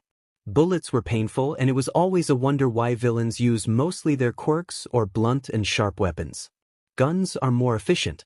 His scope moves, spotting Eraserhead. He refrains from pressing lightly on the trigger. He moves it again, training it on a student standing still. He pulls. Dobby. Yeah. You get the first shot at Eraserhead? That was the plan. But if you fail, he's mine. But mine. Vanguard Action Squad. The target has been successfully captured. Short though it was, our mission has come to an end. As planned, be at the evacuation point within 5 minutes of this transmission. Izuku smiles, looking up to the sky with his hands in his pockets. It was a good thing we recruited the guy. His speech has a certain charm to it. Did you know he was an entertainer? He looks forward to his opponent across from him. But enough about him. Izuku retracts his hands, falling into his deadliest stance, Muay Thai. Let's have fun, Eraserhead. Izuku was not the strongest fighter. His punches were not the heaviest and his kicks did not hurt that much. But that's one good thing about it. Izuku remembers delivering a straight hit to a vigilante's abdomen before, remembers the crushing on ribs beneath his knuckles. The vigilante would have retreated if she felt any pain, listening to her body's warnings, but she didn't. She kept fighting, confusion clear as her breathing hitched whenever she stepped forward, wheezing every sudden move. More than that, he fights dirty. If he can't overwhelm the opponent with power, he will use his brain and speed. It also helps that he memorized almost every vital spot. Izuku jumps back as he received a heavy blow to his face, a slight aching in his jaw. Of course, he barely noticed it. Spending a lot of time near Overhaul, it was no wonder as to why his pain tolerance was especially high. Eraserhead was in front of him, offense sliding into defense, eyes glowing. Izuku attacked. He kicked, the hero easily deflecting it, but was not prepared for the second one as Izuku twisted his torso, jumping off the foot on the ground and bringing it up in a kick, his whole body now in the air as he spun. The blow shoved Eraserhead to the side, but by the time Izuku landed, Eraserhead had recovered and delivered 2 punches to his solar plexus. Izuku jumped away. That happened in the span of 4 seconds. That hurt, Eraser, Izuku said, rubbing the spot he'd been hit. An eye for an eye. You hurt my students. Your friends killed my student? Anger was evident in the underground hero's face. That's not good, Eraser. Izuku slid his finger into the hole in one of his throwing knives, fishing it out and flicking it in the air. It flipped a few times before he swiped it, rushing in to meet the hero. He swung the knife, Eraserhead ducking under it just as Izuku's knees came up to meet his nose. Dirty. You shouldn't let your emotions get the better of you. Izuku may have sounded bored and uninterested to the hero, but inside he was beaming. Excitement almost sent shivers down his body, a flush on his face as he readied for another exchange of blows. Eraserhead was one of the best heroes, if not the best, at hand-to-hand combat. He rushed in again, this time doing another roundhouse, then dropping his foot when Eraserhead ducked. The hero caught it, a barely audible "uh-oh" coming from the villain as he twisted the leg. Izuku flipped, feeling the capture scarf wrap around his calves. Izuku threw his hands in front of him to cushion his fall, then threw his weight forward, rolling onto his back and kicking Eraserhead, surprisingly light, away. The hero landed far away in a crouch. 5 seconds passed in the exchange. This time, before Izuku could gather his bearings, Eraserhead charged. He threw a punch, which passed through the spot Izuku used to be. He swore as he noticed the lack of power behind the hit, realizing too late it's a feint. When he sidestepped the feint, Eraserhead's left hand shot out to stop him from moving far, pushing him closer to his right.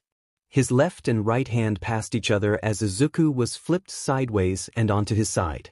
That exchange was 2 seconds. Eraserhead immediately went down to trap the villain, but in the time gap, Izuku's legs shot out in an arc, flipping Eraserhead onto his side as well. He jumped on the hero. Eraserhead rolls onto his shoulders, kicking Izuku off above him. The villain falls, doing a military roll and standing on his feet. The hero also gets into a stance. 5 seconds. They exchanged blows again. 3 seconds. Then one more that lasted a while and ended up with Izuku wheezing through his mouth. 11 seconds. Izuku runs, dropping his hands low. Eraserhead's stance unconsciously drops. Izuku smiles, his fingertips grazing the ground as he runs. When he gets in range, he grabs a handful of dirt and throws it into Eraserhead's eyes where he has no defense. The hero grunts, frustrated and surprised. Izuku skids before he runs past him, jumping back on his palms and kicking off, hitting Eraserhead's chin as he did a backwards handspring. Before Eraserhead recovered from the dirt, Izuku kicked, aiming for the abdomen. The hero sees through the pain, arms up to block it. But at the last moment, Izuku's feet made a swerve, hitting the solar plexus. A perfect crescent kick. Ida Tenya, who was it? Izuku said. I saw him. It actually took him a while to bleed out after Stain stabbed him. Fury. There was undiluted rage in those eyes, sending excited chills down his spine.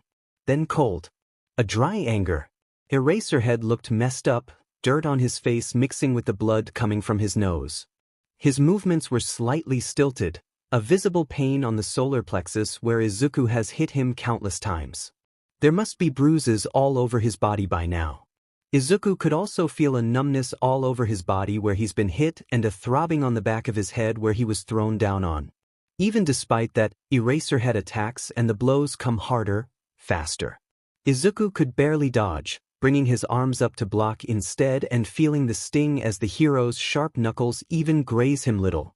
After another exchange, Izuku bends backwards as a fist is swung with his whole body weight. He hooks his finger into another one of his knives, wrist flicking upwards. Eraserhead jerked his head just in time, but not enough prevent a line of red blooming on his cheekbones. Izuku jumps back. He intends to take a step forward for another attack, but his legs give out from beneath him. His eyes caught the pro-hero as he fell. Despite the circumstances, he laughed. The last thing his opponent and the students on the sidelines see is his smile as he fell into a cloud of black mist. Death is impossible for us to fathom. It is so immense, so frightening, that we will do almost anything to avoid thinking about it. Society is organized to make death invisible, to keep it several steps removed. That distance may seem necessary for our comfort, but it comes with a terrible price: the illusion of limitless time, and a consequent lack of seriousness about daily life. We are running away from the one reality that faces us all. As a warrior in life, you must turn this dynamic around. Make the thought of death something not to escape but to embrace. Your days are numbered. Will you pass them half awake and half-hearted, or will you live with a sense of urgency? Cruel theaters staged by a czar are unnecessary. Death will come to you without them. Imagine it pressing in on you, leaving you no escape, for there is no escape. Feeling death at your heels will make all your actions more certain and more forceful. This could be your last throw of the dice. Make it count. Shudo snapped the book shut. He thought of Ida, who probably couldn't even fight when he was paralyzed by Stain's quirk. He thought of the 4 students in Class 1B, shot through the head without even given a chance to fight back. Then he thought of Aizawa and Midoriya, Bonaparte fighting. Then he thought of such familiar blue eyes looking at him. How sad, Shudo-kun. Nisen? He gritted his teeth. Izuku opened his eyes to a familiar ceiling. He tried moving, wincing at the bruising and pain in his joints. He was tucked into his bed, he realized as he sat up. Kurogyari probably treated all his wounds when he was unconscious. He donned his hoodie, a bit satisfied as he took in his clean appearance. Kurogyari also threw it in the wash. He opened the plaster, stepping through the hole in the wall and molding it back. He was outside in an alleyway, and it might be the drawbacks of his quirk making him not think straight, but instead of going to see Kaken, he wandered to find a certain hero in training. It wasn't hard. Todoroki was on his way back from the hospital, probably visiting all his injured friends. He made him catch a glimpse of green hair before waiting in an alleyway. Todoroki didn't take long to find him. "Good morning, Todoroki-kun," he said in greeting, giving a tired smile. Todoroki didn't respond, instead handing a book to the villain. It was the book that he had given him to borrow. "Are you finished?" Izuku moved forward to grab it, seeing Todoroki tensing when he moved closer. He took the book. "No," Todoroki said. "But, Bonaparte," Izuku visibly winced. "Why? What do you mean why? Why do you do this? Villainy?" Izuku hummed. "I guess it's because I can do whatever I want." Todoroki gave him a look, one Izuku had never seen before, that was almost akin to disappointment. "Don't ever try to find again." He left. Izuku stood there, a feeling bubbling in his chest. That hurt. What? Why was it hurting? What did Izuku even do to him? Izuku grabbed his chest, where it was tightening and suffocating. He stumbled to the wall, grabbing for purchase so he wouldn't tip over onto his face. His fingers slid against the wall as he fell onto his knees. Todoroki was his. He can't just reject him like this. "Izuku," a voice comes from the other end of the alley. Izuku looked up to see pale blue eyes. "Dabi-kun," Izuku managed to say through labored breaths. "It's, rather embarrassing for you to see me like this." He walked over to the green-haired villain. "Handyman said you'd want to talk to the Bakugo kid first." I do." He took a deep breath. "Just and not now. Please," he added. Dabi didn't leave, instead coming to sit next to the suffering Izuku. "It'd be bad if you died on us. I'll keep an eye on you." The alleyway was filled with Izuku's heavy breathing. When Dabi took out his cigarette box, did Izuku realize he'd left his own back in his room. Izuku turned around to fall on his back onto the wall. Dabi took out a lighter. Can't you just light it with your quirk? Izuku asked. Nah, the other villain replied, the sound of sparks clicking. It gives me more of a mundane feeling when I do this. He raised the box towards Izuku in an offering, putting the lighter back in his jacket. Want one? Thanks. Izuku pulled one out and pushing it into his mouth, holding it between his teeth. He recognized the brand. Did Jiren give you this? Yeah, Dabi replied, reaching once again for his lighter. He was stopped just as Izuku leaned over, leaning on the arm now placed on Dabi's other side and connecting the end of his cigarette to Dabi's lit one. His eyes widened, taking in half-closed emerald orbs locked on the cigarette. Izuku took the cigarette away from his mouth, tired eyes darting up to meet the villains trapped between his arms. Dabi swallowed. Only did Izuku pull away when he blew a puff of smoke into Dabi's face. Tell me something, Dabi-kun. Izuku took another drag. Are you loyal? Dabi glanced to the side. I beg your pardon? Are you loyal to Tamura? The pause. I'm loyal to Stain's ideology. The League allows me to follow it. Even if we want to kill the one he recognizes as a true hero? Dabi did not respond. You know, Izuku continued. I don't really care if Tamura just wants to destroy the world. I have things that I want to protect. The rest can burn. And what would that be? Mine. Anything that belongs to me. The League of Villains allows me to do that. At that, Izuku looked straight into the other villain's eyes, a pained smile on his lips. And as long as I can do that, I'd follow Tamura to the ends of Earth. No matter where he takes me. They sat there in silence until darkness enveloped the sky, unspoken words hanging between them. Because Tamura knows, Sensei knows. They know not to touch what belongs to him because little as he may be, he was terrifying when angry. And the world was not prepared to face the wrath of a god. Most people would assume that Katsuki's greatest fear would be something trivial, as he wasn't the deepest person around. Even if anyone did ask him what his greatest fear was, he wouldn't answer, instead telling them he's not afraid of anything. But right now, what he feared and hoped would never happen just did. No, it was not kidnapping. The earliest memory he had of Midoriya Izuku is the boy snapping a pigeon's neck. Katsuki shouted at the boy, "Why had you done that? Don't you want to be a hero? Heroes don't hurt others." The other boy just blinked at him, his mouth forming an O. There was also one other time when he asked Midoriya why he never smiled and he just blinked once again. Smile? You know, Katsuki said. Like this. He bared his teeth in a wide grin.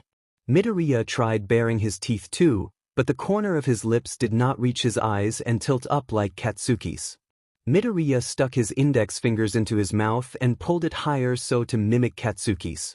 Katsuki flinched. Not like that. You're so useless, Deku. The next week, Midoriya came running towards him. Kaken. Midoriya smiled, making Katsuki's heart clench at how adorable it was. I practiced. Something about that statement didn't seem right to him, but he brushed it off. Sometime after Katsuki got his quirk, they sat on the Bakugo's couch and watched an All Might movie. He's so cool. Katsuki gushed. The special effects are good, but the American actor doesn't look that much like All Might, Midoriya mused. He turned towards Katsuki. Kaken, can you show me your explosions again? Now, he asked. We're watching a movie. Later. Please? It seems like the little devil knows that Katsuki can't resist the puppy dog look. Fine. Katsuki sparked some small explosions in front of him, the humming of the film now in the background. Midoriya's eyes shone as looked at the flames. Pretty. Katsuki couldn't resist the red flush creeping up his neck at the compliment. When it was discovered that Midoriya was quirkless, Katsuki lashed out at him. Calling him useless genuinely, saying his name with more venom, beating him day and day again. But it was terrifying, seeing him get up and smile. Why aren't you fighting back, huh? Katsuki asked. Kaken, I would never hurt you. Midoriya grinned, one that actually reached his eyes unlike the hundreds of forced ones. But Katsuki could see the apathetic looks he shot everyone else except for him. After all, your explosions are really pretty. Katsuki punched him, knocking him to the ground. Shut up, you creepy fucker. It wasn't really the fact that he was quirkless that made Katsuki so cold to the other boy. It was the fact that he still wanted to become a hero, even though he'd probably die on day one. Of course, he'd figure out soon enough that Midoriya never wanted to be a hero in the first place. By then it was too late. When Midoriya disappeared, people assumed he was dead. Katsuki did too, in a way. But there will always be a part of him that feared he would still be out there. The boy that gave him chills when he thought about him, that smiled aimlessly, that still woke Katsuki up drenched in cold sweat, that was his greatest nightmare. And that fear came true. Katsuki was speechless when his supposedly dead childhood friend sat on top of the bar across from where he was strapped to a chair. Kaken, Kaken, the tone in which Midoriya repeated his name twice was the same as ever, further paralyzing Katsuki in fear. Do you really have nothing to say? Midoriya frowned. That BSRD Shigaraki had told Katsuki that they had plans for him, but not until he met a certain someone. They all left him alone with this green-haired BSRD. DMN, he said. I was really rooting for a more dramatic reaction from you. Like maybe, what the F are you doing, you useless Deku? Why are you with the villain bastards? Katsuki winced as Midoriya broke from a slightly bored demeanor into this angry, crazy look. I'll tell you what they want to do to you. Midoriya reverted back to a laid-back persona. They want to recruit you. Ha! Katsuki finally snapped out of the paralysis as the villain just suggested something crazy. I know. Midoriya rolled his eyes. I know that there is no chance of you doing that. But who am I to tell people how to live their life? Then tell them it's futile. I don't want to listen to Shigaraki spout sheet. Midoriya laughed, then fell silent. Do you hate me, Bakugo Katsuki? A moment of silence and a shiver as his full name was called. Then, yes. It was the truth. There was another long, dragged-out silence as Katsuki studied the pained look on his enemy's face. Why? Katsuki broke the silence. Midoriya blinked. He knew what the blonde was trying to say, not asking why he asked if he hated the villain, but rather, something else. That is a difficult question to answer. Why, he mused. Because it was convenient? Convenient? Being a villain was convenient? Kaken. You don't understand, Midoriya said with a disappointed look on his face. Like hell I would. Katsuki snapped. If you don't effing explain, then how could I? Good point. Midoriya hummed, the nostalgic sound sending shivers down Katsuki's spine as he got a vivid sense of déjà vu. You see, I was kidnapped. Katsuki shut his mouth before he could say anything under the villain's piercing gaze. They were looking for a quirkless child that would be able to take on a powerful quirk. It had pretty nasty side effects, so Sensei wouldn't use it. A child because we were easier to manipulate. Imagine their surprise when I didn't need much convincing. I was more than eager. You were pretending before, weren't you? Katsuki spat. After that villain, the one that All Might subdued, you acted even more of a effing creep. More humming. They thought they were manipulating me. The villains thought I wouldn't betray them out of a sense of gratitude. He laughed, a cold, dead sound. Katsuki's eyes followed Midoriya's hands as they picked up a thick orange book sitting on the bar beside him. He flicked through the book, stopping on one page and clearing his throat. He read out, The Jaws of Ingratitude. Knowing what would happen if you put a finger in the mouth of a lion, you would stay clear of it. With friends, you will have no such caution. If you hire them, they will eat you alive with ingratitude. Kaken, do you know what that means? Katsuki clamped his mouth shut once again. You were always smart. But I guess this is too much for you. I'll make it simple. Keep your friends close, but your enemies closer. As Katsuki gulped, Midoriya frowned at the book. Well, he continued. That was what I was aiming for, but this book basically says, don't trust you friends, trust your enemies. So the League made a horrible mistake when they made friends with me. What the F are you on about, huh? Katsuki said through the dryness in his throat. Enemies would be more likely to betray you, wouldn't they? Kaken, the green-haired villain tooted. You're not well-versed in this game of power, are you? He reached over, grazing the blonde's jawline, making him freeze as the cold fingers touched the skin of his face. Midoriya shivered and Katsuki could have sworn the villain mouthed warm. Friends, Midoriya said. They are greedy. They think they could get away with more just because of being your friend. If you do them a favor, they expect more and they get jealous of you. You ask them for help not because of their proficiency but because they are your friend. Enemies, on the other hand, they have much more to prove and expect nothing from you. After all, a man suddenly spared the guillotine is a grateful man indeed and will go to the ends of the earth for the man who has pardoned him. Huh? You just said something about ingratitude. Katsuki was cut off as Midoriya leaned over and put a finger over the blonde's lips. Kaken. What would friends be grateful for? They think the favors you give them are earned from their own merit. Humans like to feel like they earn something. Your enemies are human.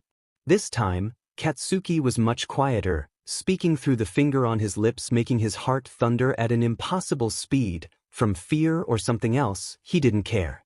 Always slow on the uptake. I said this before, but I'll say this again. Your enemies expect nothing from you. It took a moment for Katsuki to realize and his eyes widened. Midoriya leaned in closer until their noses were almost touching. He whispered, his breath fluttering over Katsuki's lips, making him take a sharp breath, just like how you wouldn't expect me to not warn the other villains that the heroes have found our hideout. The words slowly sank in. Midoriya leaned back, Katsuki almost furrowing his eyebrows at the lack of heat in front of him. Why? Midoriya smiled, too thin and too wide. He leaned in once again, his mouth almost pressed to Katsuki's ear. Because when the end is this close, you just gotta have some fun. Shoyuta had a permanent scowl on his face as he roamed the busy streets lit only by the bright light of establishments in every corner. He squeezed past prostitutes and shady men, blending in with crowd even in his hero costume. Tomorrow he would have to answer questions from the press and he just knew that they were going to verbally slaughter UA and make their lives living hell. They'd have to settle this quickly. Shoyuta snapped his head to the side as he caught a glimpse of dark curly hair and freckles. He pushed against the flow of the crowd, following Bonaparte. The villain didn't drift off from the crowd, instead following them to the train station. This gave the hero an unsettling feeling in his stomach. Bonaparte could always use the Warp Gate villain to travel long distances, no need to be spotted in such a sorry setting. What more? He was wearing a suit that looked to be better in a business setting than his usual scruffy outfit. What was he planning? Before the villain could get on the train, Shoyuta grabbed his arm and pulled him aside, only to come face to face with a completely different man. Shoyuta blinked. Do you need something? The man asked, Shoyuta not noticing the twitching in his hand as it itched to reach into his coat. Shoyuta studied the man. His narrow eyes were dark unlike Bonaparte's wide green ones and his hair was not green but pitch black with a streak of gray in the front. The freckles and curly mess of hair were eerily similar to the villain. Apologies, Shoyuta eyed the other man's hands now in his coat, looking to be holding something. I thought you were someone else. The man smiled, releasing whatever he was holding and letting his hands drop to his side. Shoyuta almost shivered at the less twisted version of Bonaparte's grin. I'll be on my way then. As he walked away, Shoyuta couldn't help but get the same curling feeling in his gut. Sensei told him when he was 12 that they needed to find a spy to infiltrate UA. When Izuku asked him when they needed one, he replied with 3 years at most, the time when the Numis would be finished. Izuku had smiled and asked if he could be entrusted with that position of finding a spy. With the help of an online hacker friend, he managed to find quite a few candidates with the right age that possesses a stealth quirk. There was one boy who could hide his presence, which Izuku kept in mind. The most likely one at the time was a girl with a shape-shifting quirk that could turn into anyone she saw before, but he dismissed the idea as a second option when he thought of a certain hero who could blow her cover just by looking at her and erasing her quirk. In the end, he settled for a hopeless girl with a mutation quirk that made her invisible that was about the same age as him. He approached her when she was walking home alone from the mall after a hangout with friends who live in the next station over. After all, 12 was that threshold between really immature and really mature. Izuku bumped into her when they were both looking down at their phones. They both looked up at each other, apologizing profusely. My gosh. Izuku gushed, feigning that he had forgotten they even bumped into each other. That's so cool. What? The girl said, confused by his reaction at seemingly being bumped into. You're completely invisible, he said, looking in awe. Hee hee, she giggled, her sleeves moving in a motion that indicated she was probably fiddling her hands in embarrassment. Can I ask some questions? That's like the coolest quirk ever, he continued. Oh, no problem. She was cut off when Izuku quickly blurted, Oh, I'm so sorry, you must be getting somewhere, I'm so sorry. It's fine, she cheerfully said. I have to be somewhere too, but if you don't mind, can we meet up again? He quickly added in embarrassment, I mean, unless you want to, I'm not forcing you, and I know it sounds weird that a complete stranger is asking you this, but I've never seen anyone that's completely invisible, and I'm not trying to. This isn't an attempt at picking you up, by the way. I was just curious, and oh god, I'm rambling, aren't I? What's your name? She asked, slightly amused. Oh, I'm Midoriya Izuku. And I'm Hagakure Toru. Now we're not strangers, Midoriya-kun. Izuku blinked and gave a smile he had perfected long ago. They met up at the park the next day, and Toru listened to Midoriya's questions. How do you see? He asked, this time more perplexed than the other questions he asked. Well, my eyes are invisible, but I can see like I can do anything else when my organs are invisible. No, I mean, how do you see? Toru blinked, not really understanding the question. She always saw the way she did her whole life. She didn't think there was anything with the she saw even if her eyes are invisible. You are completely invisible. All light passes through you, with no bending, the air around you looks still. Nothing gets reflected, but then nothing gets absorbed either. Light has to travel to your eyes for you to see, since the information from the light reflected into your eyes allow you to see. You see color, correct? Yeah. But how? Izuku looked like he was trying to figure out the question of the century. I don't know. I don't think I've learnt about light yet. That's curious. They became fast friends after that, Midoriya always fitting right in beside her as if he was always meant to be there. She learnt not long after that Midoriya loves. Whenever they went out, Endeavor just always happens to be fighting on TV and they would always happen to see it, Midoriya pointing out every single thing he could have done better. He also likes to show her videos of Gentle and talk to her about the vigilante Stendhal's ideals. Toru didn't know when along the lines that the term villain and vigilante blended to mean the same to her ears, not when Midoriya was pointing out every little slip a hero makes. She didn't know either when she started to see heroes in a whole different light. Didn't know when a mistake from a hero not seeing someone in need of rescue became a hero ignoring someone in need of rescue because of their longing to fight the villains. She didn't realize, of course, that her ideals were carefully molded by this green-haired demon wearing human skin that she called her friend. Toru. Yeah, she turned, now 13, towards her friend. I have something to tell you, Izuku said, excited. I know a villain that can help you. What? She grabbed Izuku by the shoulders. So, there's this super nice villain who can take away people's quirks? No way, she exclaimed, not believing her ears. Yeah, but... He looked away from her, unsure about something. What is it? You have to do something for them. Whatever it is, I will do it, she said, determined. Are you sure? It could be something. I want this, Izuku. He hesitated again. Fine. Please, Izuku. Toru looked at her friend, though that isn't something she could call him again. She wasn't stupid. She knew that Izuku had been with the villains for a long time after she actively worked with the League. But she knew that Izuku didn't ask her to become a spy for UA for his own intentions. He was too nice for that. But that's what she thought. We still need a spy for you. But Toru looked down at her hands, or what's supposed to be her hands. When I told you that the heroes have found you, you said that Sensei will probably not make it. There is a chance. Please, she grabbed Izuku by the collar, only to be flipped on her back by the villain. Fine, he said from above her. He let her go and walked away, gesturing with his finger for Toru to follow. Toru opened her eyes, feeling Izuku's hand in hers. She was sitting on a chair. She looked around, seeing Sensei standing in front of a Numu with the Dr. Tsubasa next to him. Sensei reached his hand out and touched the Numu, said creature disappearing from sight. She gasped. Izuku handed her a mirror, which she took gladly. She looked at the stranger staring back in the reflection. The girl had short black hair and narrow cat-like brown eyes. Her skin was smooth. That was her. Thank you. Toru jumped up and enveloped Izuku in a hug. You're welcome. Toru could hear a smile in his voice, though a different kind to what she thought. But how? Izuku looked like he was trying to figure out the question of the century. I don't know. I don't think I've learned about light yet. That's just lazy writing now.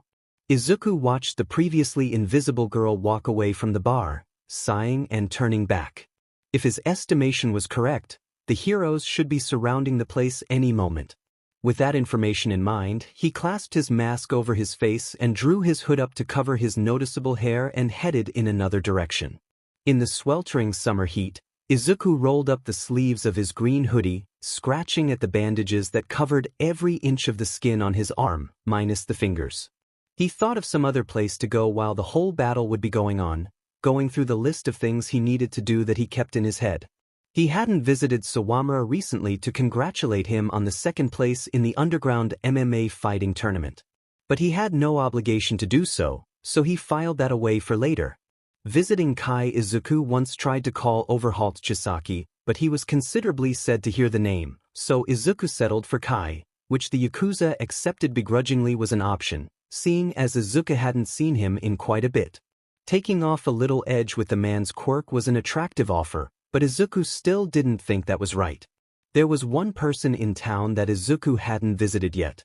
As if one cue, Izuku bumped into someone, immediately recognizing the voice that offered a simple apology, only to cut off as the man recognized the green-haired boy.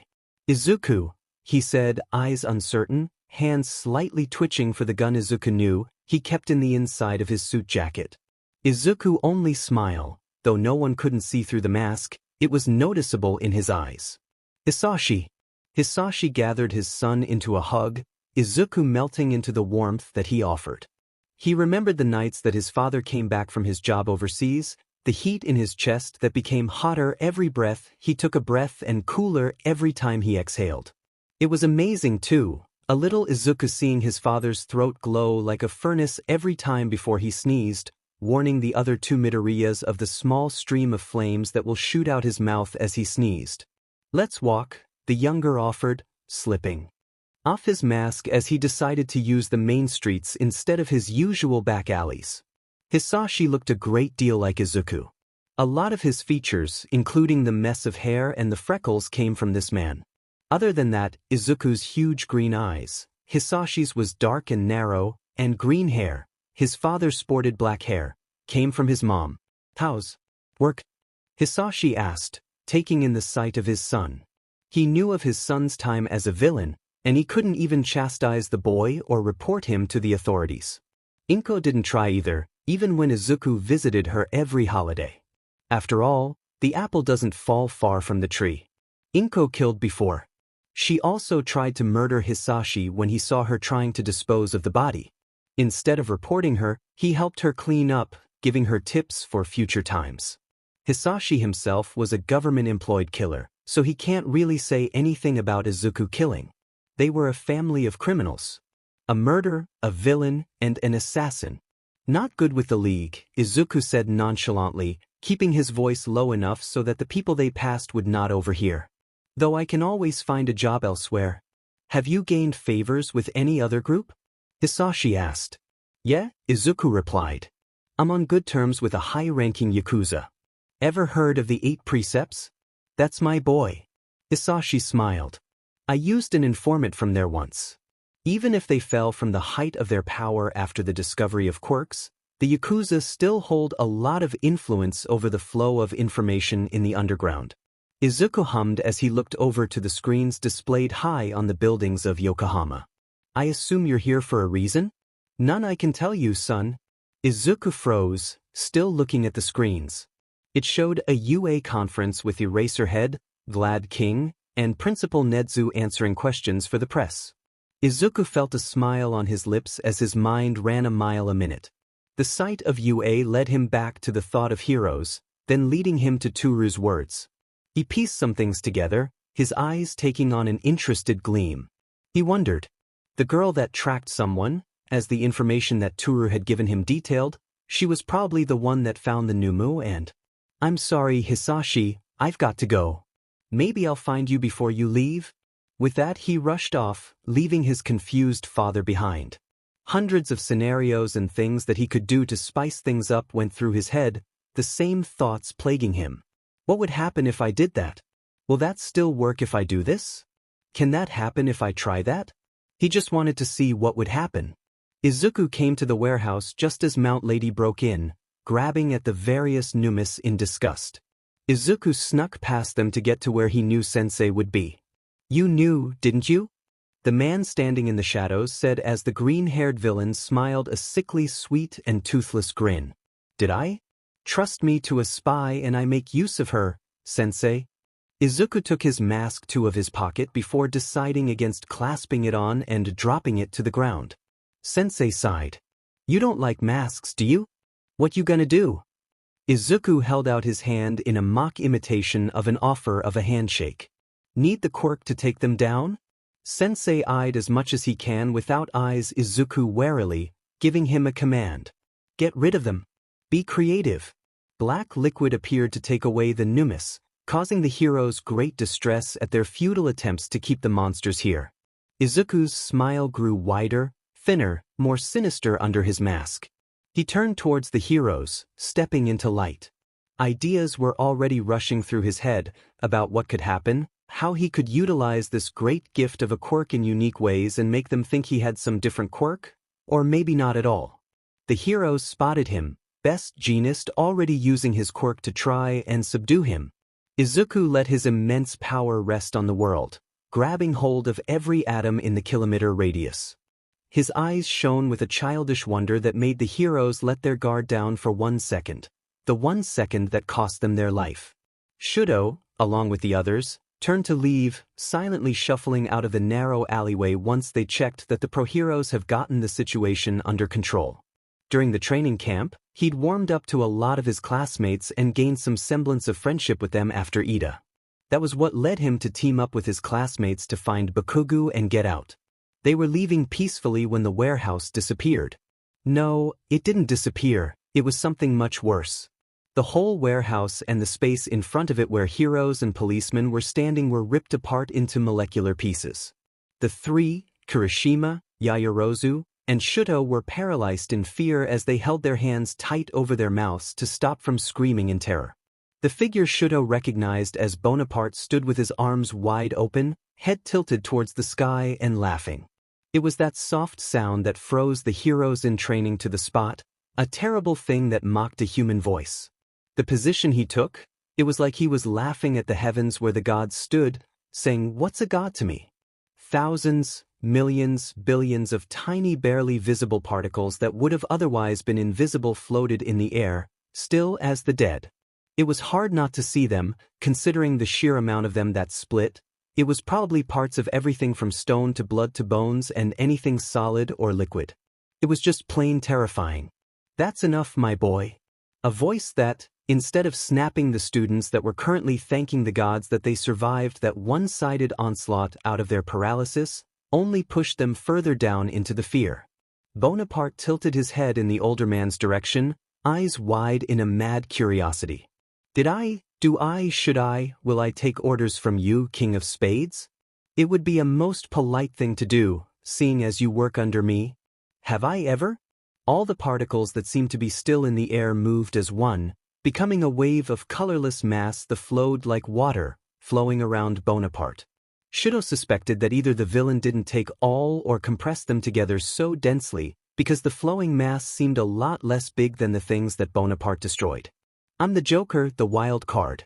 Maybe I'm on your side. Maybe I never was. Maybe I've always helped the heroes.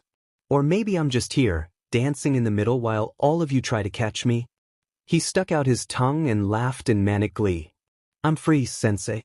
I'm a bird you can only watch from afar, my wings slipping from your grasp. As he said the last word, the colorless mass divided into hundreds, all shaped like a bird. The whole flapped its wings in a random and natural order, moving exactly like a normal bird should save for the stone-like skin. Then, all the buildings around the warehouse lifted, all in pieces. They divided more, turning into birds again and flying together with the same flock above the two villains. Yayorozu whimpered. The other two students snapped their heads round to face her, eyes wide in horror. The birds, the people being torn apart, the buildings turning to pieces, everything stopped. The world went eerily quiet. A curious pair of eyes landed on them.